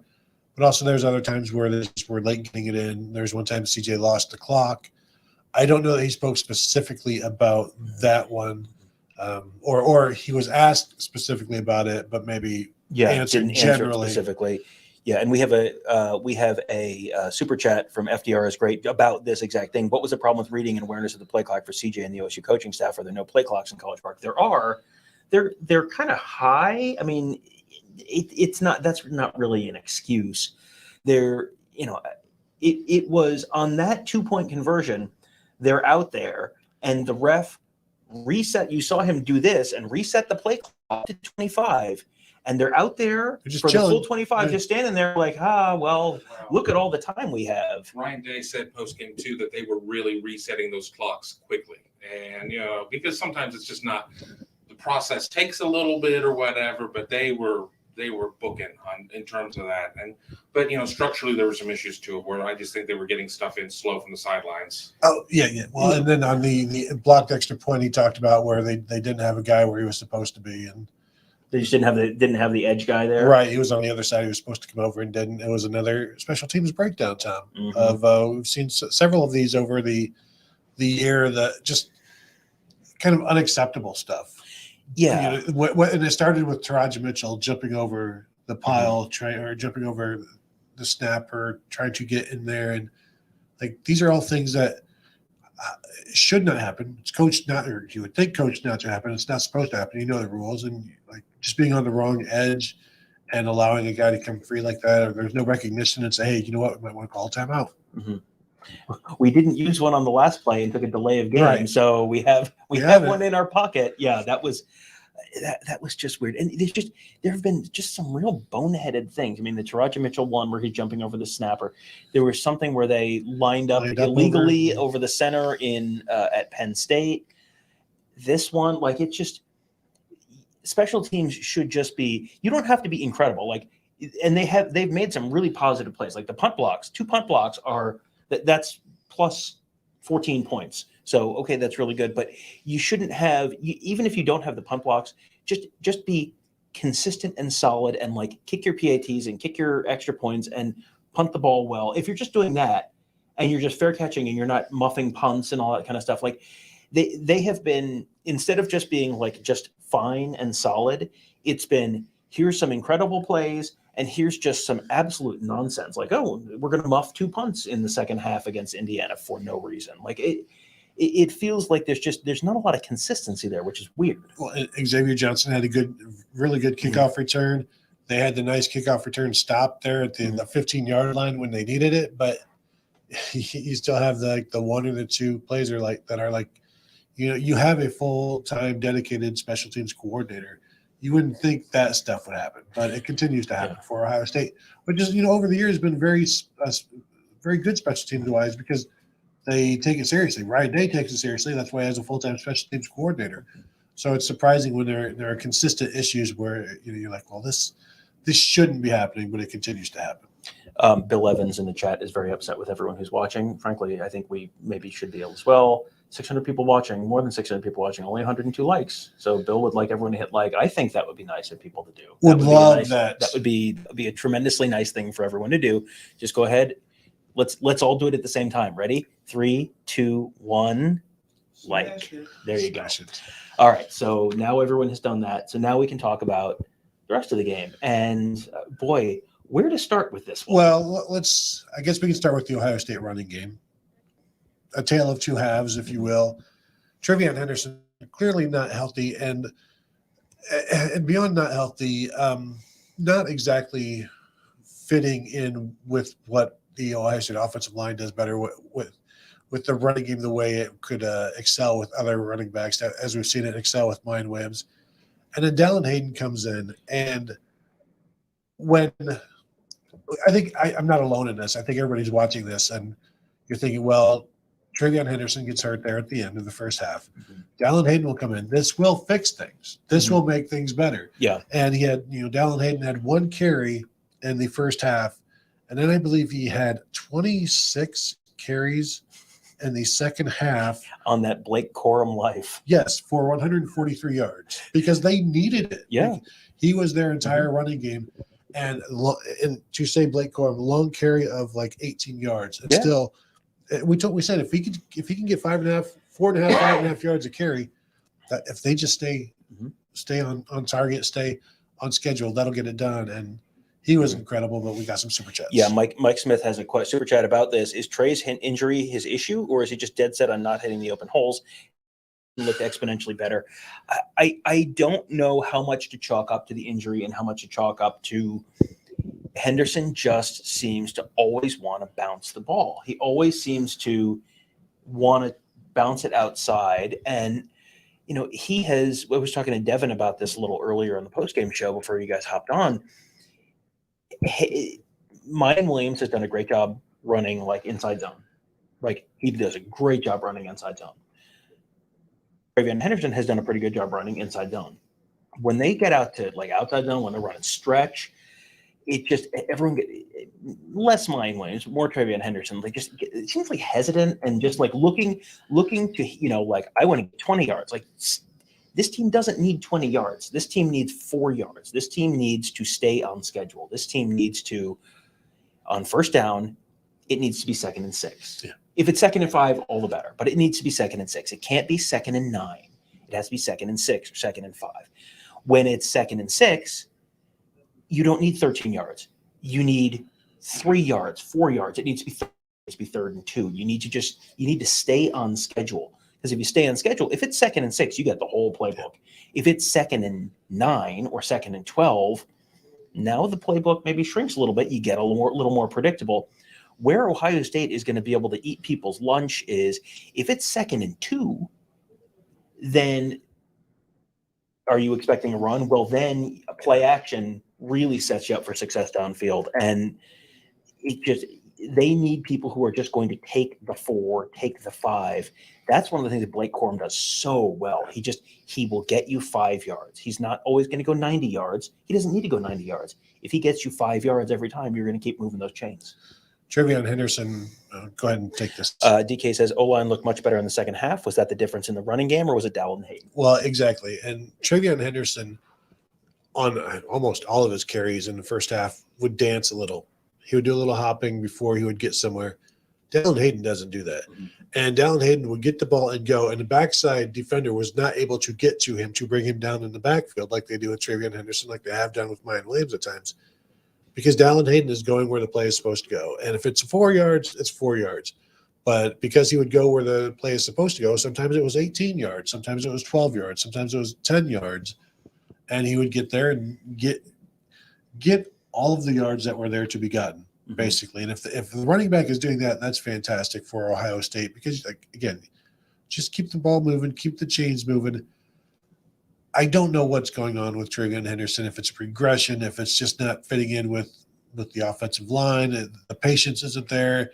But it's I don't know that it's patience, because maybe it's too much patience, and he just doesn't have the feel. But he is a little banged up right now. Dallin Hayden is, you know what? I've got my directive. I'm just going to go do that, and that is what the running game here needs at Ohio State. And I do think the offensive line, I'm sure they're better because, well, yeah, I guess the thing is, you are much more determined after a bad first half like that to do some things, and then you start to move the ball and you start to get some momentum. So it's like this self-fulfilling prophecy type of thing. We are moving it. The defense is getting tired, and it's easier for defense to get tired when you have a 12-play drive as opposed to a 3-and-out. So if the defense is never getting tired, it's because you're not on the field long enough. All right, we got a super chat from Ryan Dawes. How did you guys feel about the defense? They played well, but their scheme seemed problematic. Well, at one point, and this may have been only in the third quarter, Ohio State had given up 8 plays of 15 yards or more. They had given up, I believe, 4 receptions of 30 yards or more, or at least 25 yards or more. I think 6 passes of 15 yards or more, 2 rushes of 15 yards or more. And that, like I said, that was in maybe the late third quarter or something like that. And that's more than Jim Knowles wants to give up. He talks about you bake in 5. They had more than 5, and they were making some plays. Talia Tagovailoa had some dynamite throws. The one to Raheem Jarrett with Tanner McAllister in coverage down here in the corner, like a 40-yard bomb late in the game. Like, he was making some really good throws. They were making some really good catches. This was just, as Mike Loxley said, it was 2 teams taking swings at each other. It was blow by blow, and sometimes Ohio State won, sometimes Maryland won. And when you've got passing games like this, you have the ability to get big chunks of yards. And now you're in the red zone after one throw, and anything can happen. Yeah, and they were decent in the red zone. They weren't perfect in the red zone, but they were decent in the red zone. But, you look at the game, and Maryland really never ran the ball against Ohio State. I mean, I'm just looking at the quarter-by-quarter stats. In the first quarter, 9 carries, 13 yards. Second quarter, 9 carries, 18 yards. Third quarter, 5 carries, 35 yards. They popped off 1 or 2 big ones in the third. And fourth quarter, 8 carries, 18 yards. 31 carries, 84 yards, 2.7 yards per carry. That's you would take that all day, every day. But in the passing game, 9 passes, 107 yards in the first quarter, 9 passes, 73 yards in the second, 10 for 10 in the third. If you're giving up 1 yard per attempt in the third quarter, you're going to win that quarter. But then 9 passes, 128 yards in the fourth. They had, first quarter and fourth quarter were disasters, and the second quarter wasn't great, and then the third quarter was, dominant. So, we're going to spin this forward a little bit, I'm sure, later on tonight, but if you're looking for something to feel good about for Ohio State did a great job stopping the stuff that Michigan's going to try to do against them for the most part. And then, the downfield passing, which we've harped on over and over and over with Michigan not being able to do it consistently, that's where Ohio State's vulnerable. That's why we keep harping on that, because you have really not seen Michigan be able to take advantage of that consistently. That's where Ohio State feels like they're most vulnerable. Maybe Michigan can run the ball on Ohio State. They've got a much better offensive line than Maryland does, but that's where I think you've got to don't worry, we'll talk about that a little bit later. I was about to go into something else about Michigan, but we can stick to the Maryland game for now. Kevin got another one. Okay, super chat from Mike Smith. It's infuriating to see Maryland abuse the underneath routes, and then on 3rd and 4th, the defensive backs are 9 yards off the line.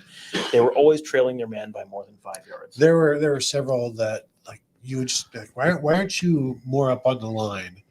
And then we were joking during the game. It's like 3rd and 14. All right, let's put our feet at 15 yards downfield, and don't let anybody get past you. It's like, but you just gave up a first down there at the sticks because you had this so much cushion. And so it does feel like they were searching for some cornerbacks there. Jair Brown was playing, Jordan Hancock played and then didn't.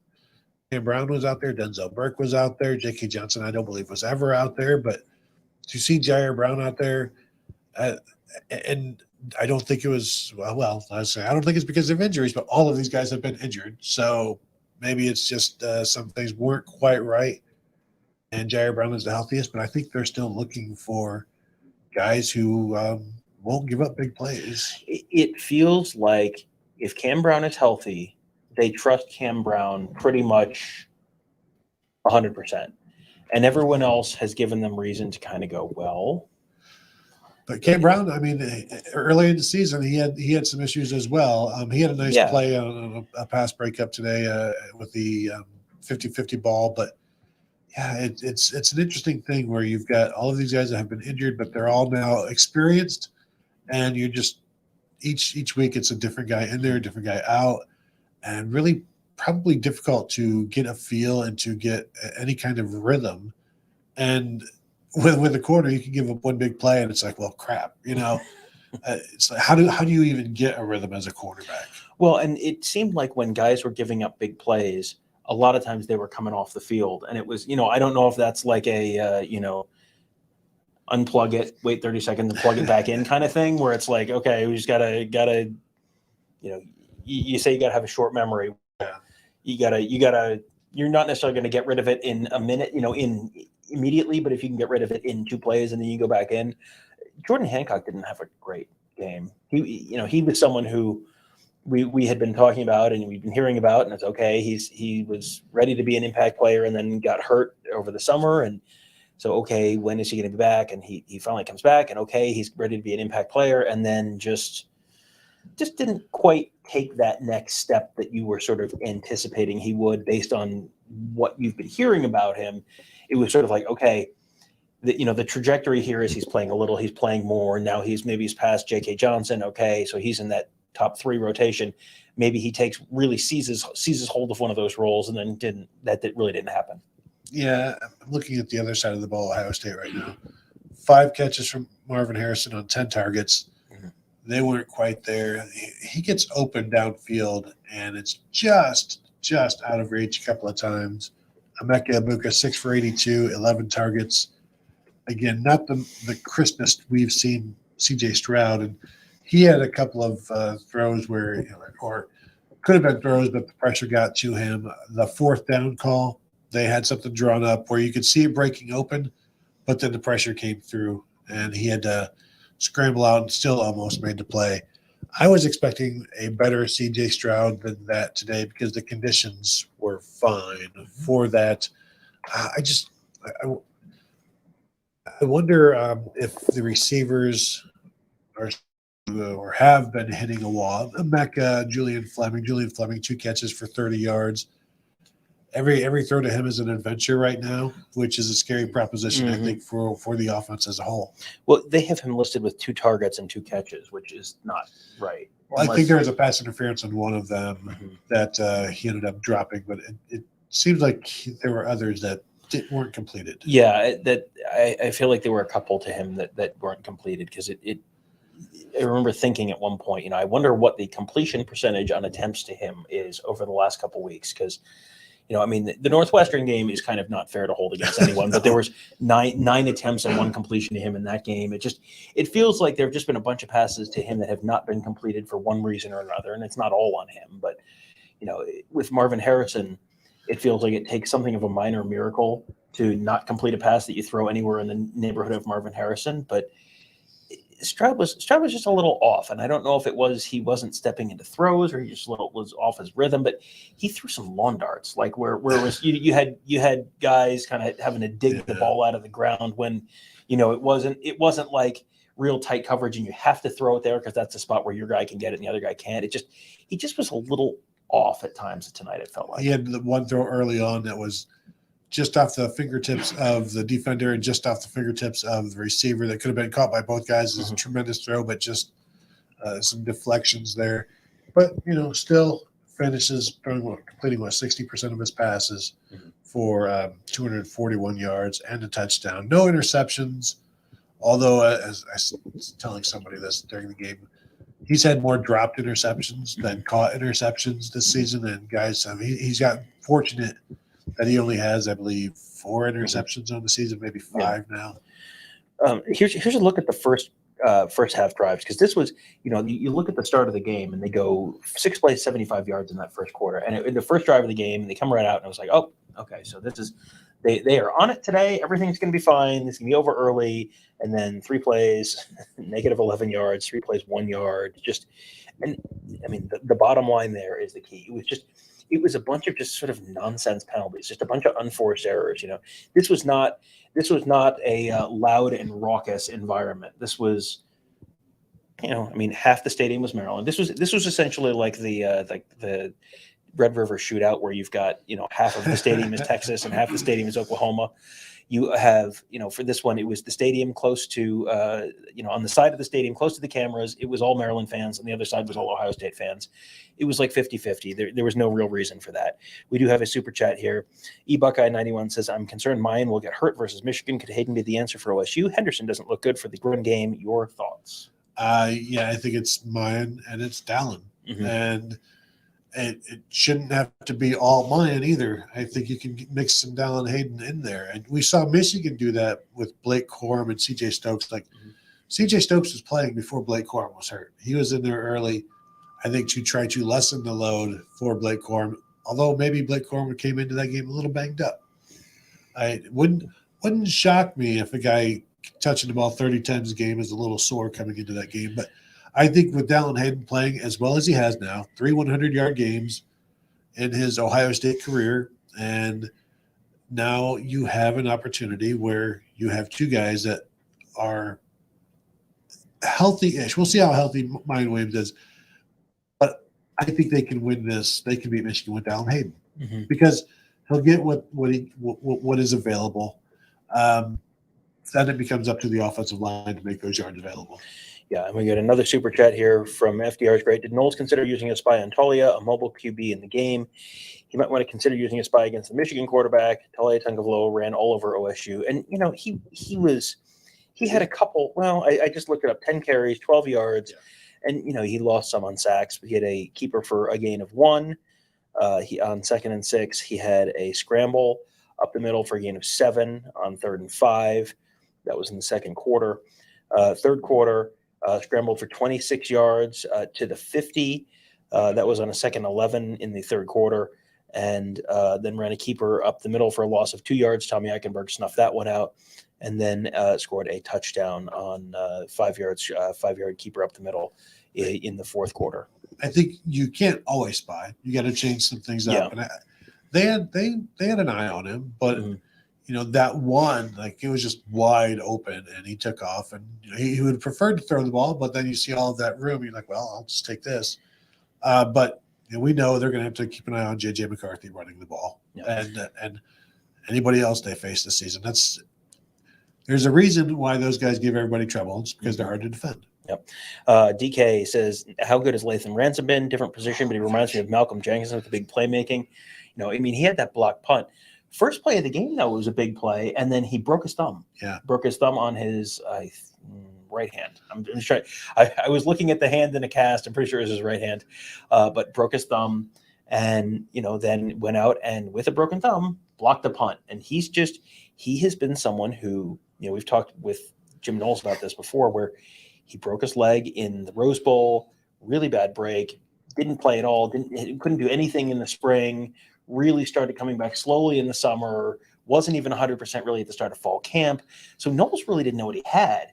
And then by the time the Notre Dame game rolls around, Josh Proctor gives up the big play on the first play of the game, and then Latham Ransom comes in, and it was just immediately like, oh, and now it's fixed. And he has been so solid all year. Thorpe Award semifinalist, 2 blocked punts now in the last 2 weeks. I mean, think about how infrequently Ohio State blocks punts, and now he's done it twice in 2 weeks. That's a big deal. Well, and you see him coming off the edge, and you're like, oh, this he's going to get this one. And he leaves. Josh Proctor comes in, plays well, gets a sack. But when he's out there, I mean, he comes flying in on run support. He saves big plays. He's like Jordan Fuller. I like the Malcolm Jenkins thing. It's like, obviously, Jenkins was a corner at Ohio State, but a guy who is around the ball, makes plays, hits hard, and he doesn't necessarily always wrap up, but he's like a missile, so it's like the damage is going to be done. Just a really, really good player this year, and you can trust him. He's so trustworthy. And that's the thing. Like, the highest compliment you can always pay Jordan Fuller is that nobody's going to get past him. Like, he is the last line of defense. He's going to clean everything up. Jordan Fuller is a tremendous cleaner, and because of the position he plays, he doesn't necessarily do it as the last line of defense. There's a lot of times he's the first line of defense, cleaning things up. Super chat from David Greenshield. How do you see the carry split between Mayan and Hayden? And I feel like, let me answer that question with a question. How healthy is Mayan Williams next week? Well, the frustrating thing is Travion Henderson was not healthy this week, and he still played a lot over Dallin Hayden. They begrudgingly got Dallin Hayden the ball, it seemed like. And, Ryan Day was kind of wishy-washy. Some of it, he said the first time he answered the question is like, well, we pulled Trey because he just couldn't do it. Like, he wasn't healthy. And then later on it was, oh, well, Dallin Hayden was playing so well, so we kept him out there. You need to allow yourself to trust this guy and put him in the game, because we're yelling it during the Northwestern game. Change some things up. Get Dallin Hayden in there. He'll go for you, because that was a game Mayan Williams wasn't playing that well. You continue to get 1.7 yards per carry from Travion Henderson, and sometimes it's a -3 and sometimes it's a 1. And the math ends up being 1.7. And you can't win that way. You can't get anything sustained that way. Now you're second and long, third and long, and then the pressure gets ramped up because they know you're going to throw the ball. So I don't think you can just ride Mayan Williams all half and see if it works. I think you can allow yourself to change some things up, get Mayan Williams the ball, get Dallin Hayden the ball, because Mayan Williams, see how he runs. He runs hard as heck in that game against Michigan, we'll assume. Dallin Hayden is a good second option to give the defense a different look from time to time. Different guys, different expectations. The offensive line seems to like blocking for him. I'll say that.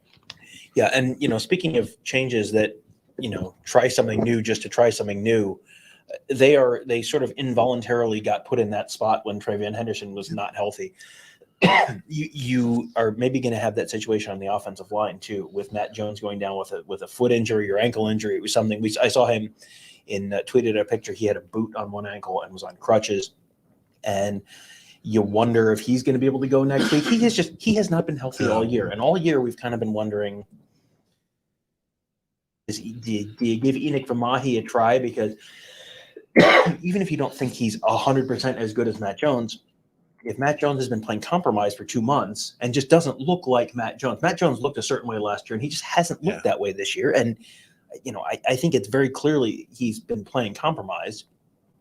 So now you're sort of involuntarily getting put in a position where, okay, now you've got it, now you potentially have to make the change. It reminds me a little bit, do you remember at the end of the 2018 Michigan game where Demetrius Knox had, I think it was a Liz Frank injury in his foot and missed the Rose Bowl. It was right at the end of the game. And then the last drive, and Wyatt Davis has to come in, and then Wyatt Davis starts in the Rose Bowl. And, that ends up being something that was good for Ohio State long-term, because then Wyatt Davis is starting to get reps and all that kind of stuff. But, it also, they looked pretty good in the Rose Bowl with Wyatt Davis in there.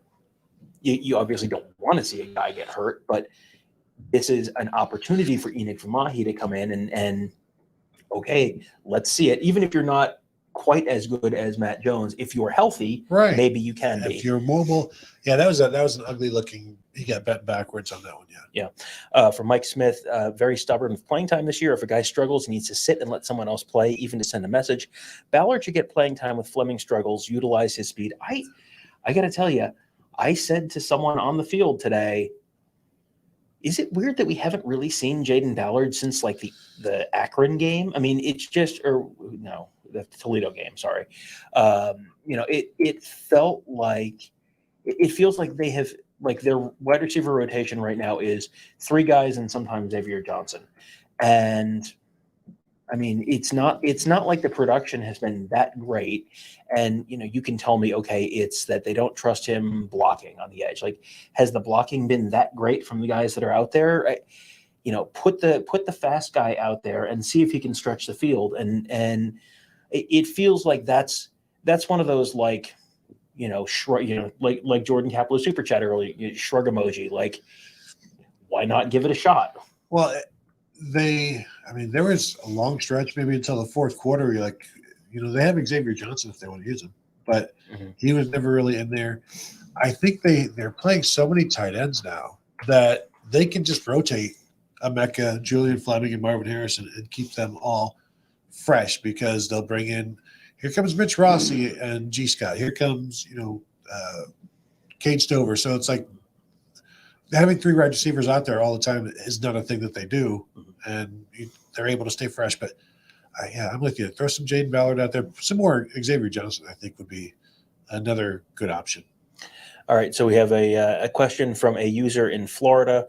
Talk about the pancake blocking from Paris Johnson. Now, I am in a terrible spot because I'm generally following the ball. So go ahead, and what did you see about the pancake blocking from Paris Johnson? I did see him laying on one man, and I was like, is that going to be a hold? Because you never know. Because you don't necessarily see what got them on the ground. You just see the aftermath of Paris Johnson or whomever being on top of somebody, just like keeping him there. So that was one of the bigger plays that I saw a lineman laying on top of another, and you're waiting for a flag to throw.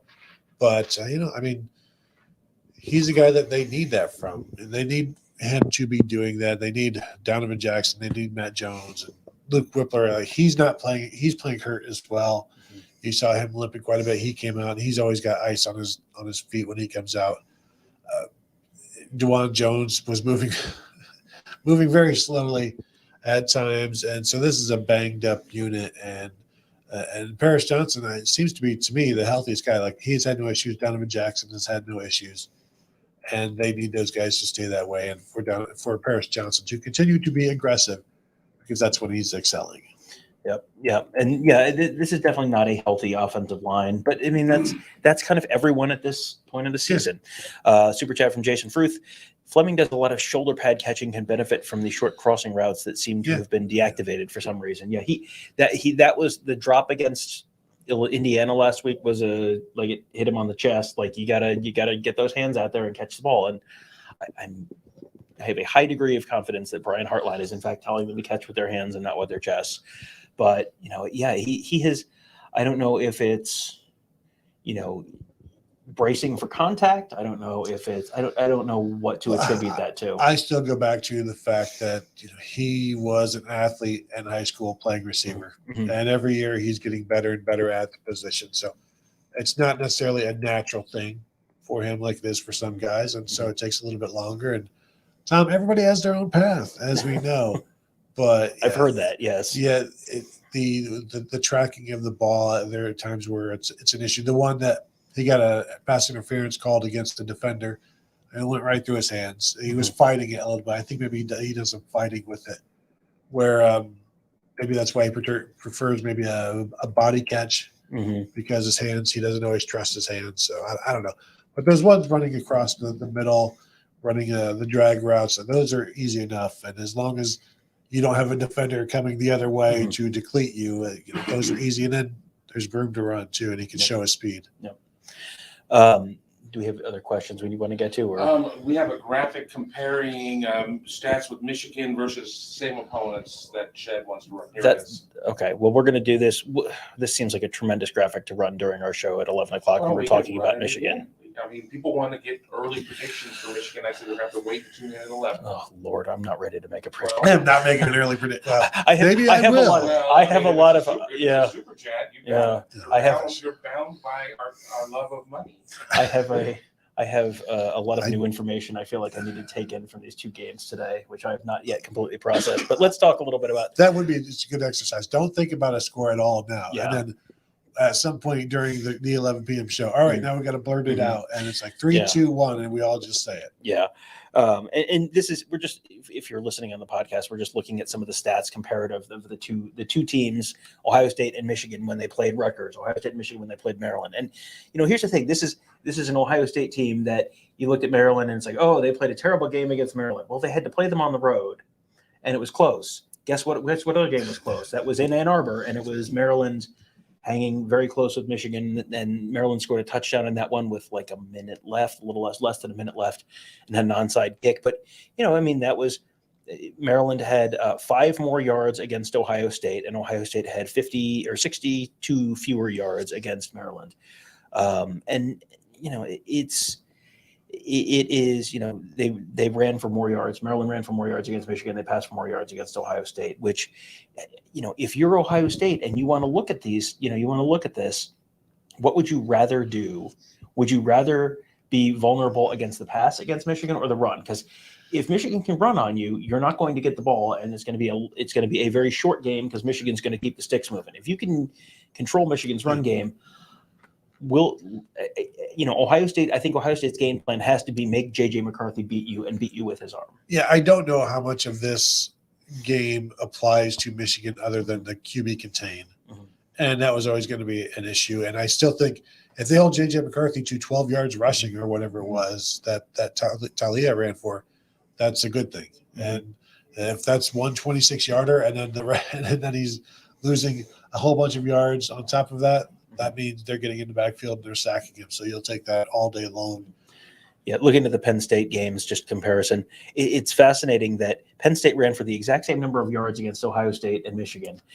Michigan ran for 320 more yards than Ohio State did, but Ohio State passed for 211 more yards than Michigan did. And, this was that Michigan-Penn State game was the best game Michigan played all year. That is the best Michigan has looked all year long. And again, that is Michigan playing a team in Ann Arbor, Ohio State playing Penn State in Happy Valley. Because, if you get to the Indiana game, well, Michigan looked like butt against Indiana, and Ohio State just stomped them. But Ohio State had them in Columbus, Michigan had them in Bloomington, and that was the Mike Hart game where Mike Hart had a seizure on the sideline, and you kind of have to go, these are human beings. Yes. They are allowed to have emotions and get distracted. And so, how much do you want to read into that? And then Michigan State, Ohio State just walloped Michigan State. Michigan State gave Michigan a much, much better game. Couldn't run against either team, and both teams ran pretty well against them. But Ohio State threw the ball much, much better against Michigan State than Michigan did. But that's another one where, Ohio State had to go to East Lansing and Michigan State had to go to Ann Arbor. So, okay, but that's also Michigan State saves it all up. The whole year they save it up for that Michigan game. Yeah. So, you can say Ohio State gets everyone's best shot. Ohio State does not get Michigan State's best shot. Michigan gets Michigan State's best shot. Under Mark D'Antonio, they did. Yes, yeah. And old NF Tuck is doing okay too. We have here's Iowa. This is the flip side. Michigan had to go to Iowa City. Yeah. Iowa came to a Columbus, and the numbers are actually closer than you would think in terms of Ohio State's offense and Michigan's offense, but Iowa had nothing that day, just nothing. And Ohio State doubles up Michigan score on that one. Mm-hmm. And a lot of that, some of the total yardage here is also skewed by the fact that Ohio State had a bunch of 16-yard drives in that game. So, and then there's Indiana again, and Ohio State was way, way, way better against Indiana, but I am willing to 100% dismiss this game based on the Mike Hart situation because, again, these are human beings, and when you have a scary situation like that on the sideline, it's like when they have to cart a guy off with a neck brace or something. Like, if you give up a touchdown right after that, I completely disregard that for analytical purposes. Is it poor sportsmanship to do like a flea flicker after something like that? It's exceptionally poor sportsmanship. Yes, and there's Rutgers. And here's the thing about the Rutgers game last year. I mean, those are very similar numbers. Last year, of course, Rutgers gave Michigan a real good game, and that didn't end up meaning a whole heck of a lot of anything. Yeah. But that's a pretty good look there at some of the common opponents there. Yeah, defensively for Ohio State, Tommy Eichenberg all over the place again, per usual. Steel Chambers all over the place. Yeah, 13 tackles, 10 solos for Tommy Eichenberg, 7 tackles for Ronnie Hickman and Lathan Ransom. Steel Chambers, 4 tackles. Had the was it a scoop and score? Did he just pull it out of the air? Did he just a catch and score? Yeah, fumble return. Yeah, touchdown at the end. Yeah, and if you're just joining us, we talked to Zach Harrison after the game, and he said he didn't see the ball go up in the air because he was busy celebrating the sack with JT Tuimoloau, so he didn't even realize he hit it. And then he looked up at the scoreboard and said, "How do we get to 42 points?" Mm-hmm. Yeah, so that there's some stats, and another 2 sacks for Zach Harrison, sack for Jack Sawyer. I mean, you don't have JT Tuimoloau on that list, and you still had, you still got a good productive. There were a couple times I think JT Tuimoloau chased Talia right into Jack Sawyer, so you should get a hockey assist on that, like a chase, something like that. You look at the numbers that they gave up, but they still found ways to make impact plays. They made enough plays to win. And again, I'll just say the fight that Maryland showed, this was impressive. Now, is it a concern for Ohio State? Sure. But as Michigan, I'm going to go into Michigan a little bit. Have their receivers shown that they can make plays like plays that Maryland's receivers were, Rakeem Jarrett tracking it, pulling it in. With Dante Demas, I think he had another one. He's 6'4". He was able to go up and over for I think that was Jordan Hancock, maybe on a 50-50 ball.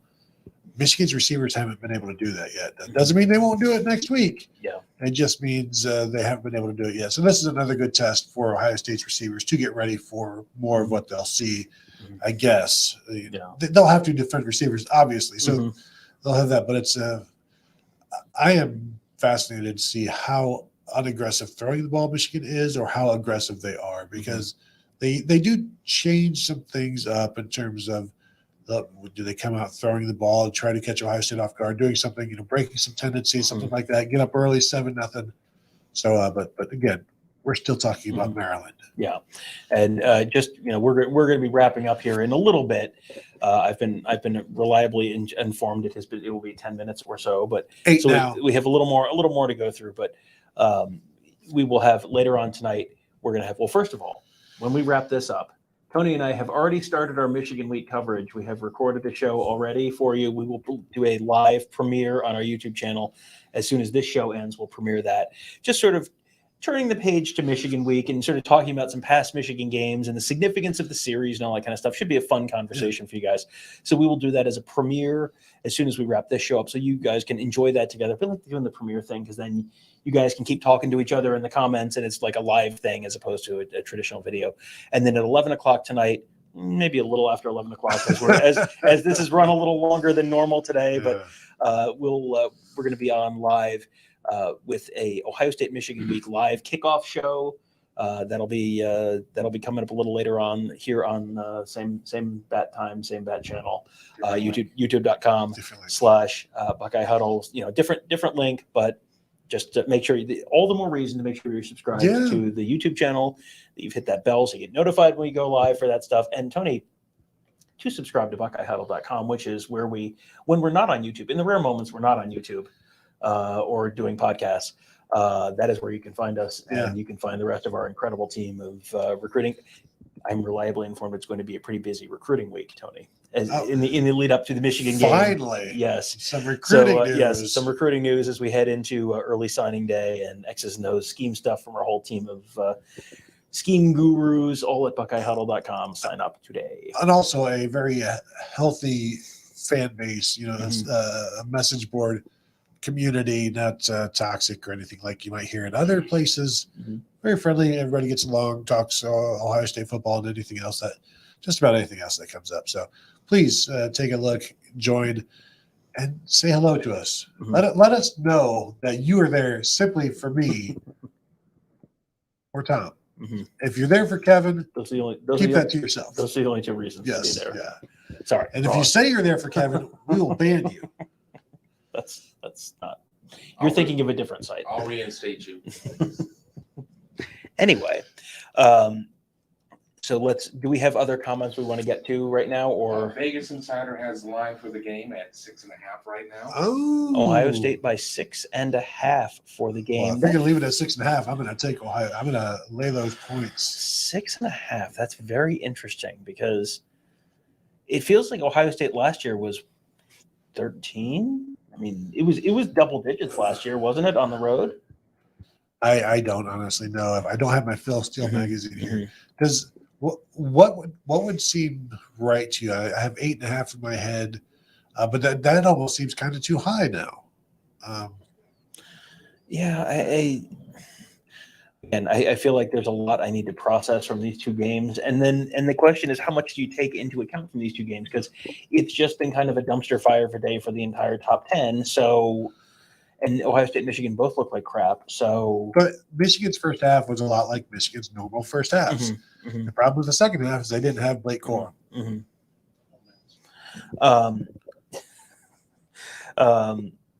Yeah, UCLA still up on USC. South Carolina still up on Tennessee.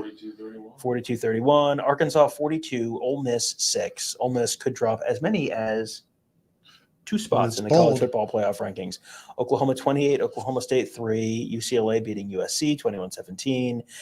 LSU 14. UAB 10. Second quarter.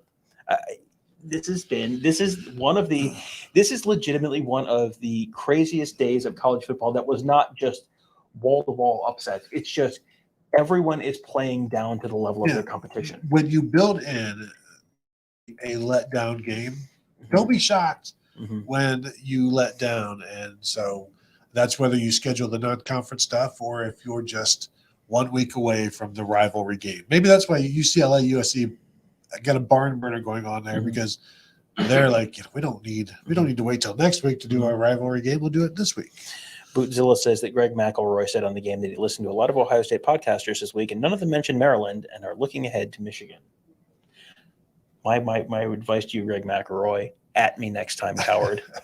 Yeah, I mean, be a better team in the weeks leading up to the Ohio State game, and we will talk about you. I mean, that's, well, exactly. And we got burnt again by what time will Cal McCord come into the game?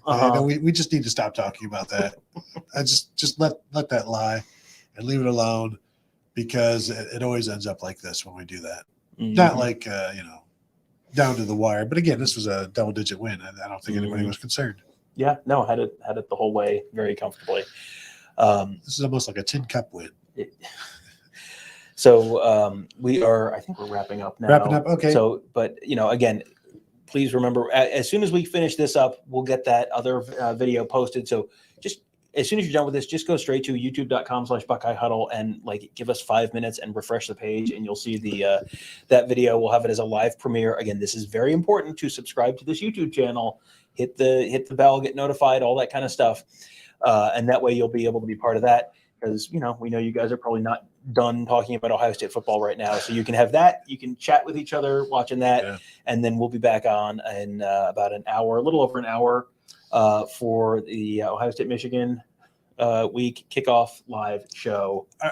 Is our pizza going to be delivered Yes. live? So there's going to be some of that. Maybe. Oh, we got to figure all that out. Well, the best way to figure that out is off the air. So want to thank you all for joining us. Tom gave you all of the information on where to find us, so please do that. We would love it to see you there at BuckeyeHuddle.com. We appreciate seeing you there here on YouTube. Thank you for the super chats, and thank you for the listening via podcast, if that is also how you partake. So that will do it from whatever the stadium is called, SECU Stadium? SECU Stadium. So thank you all for joining us, and we will talk to you guys later.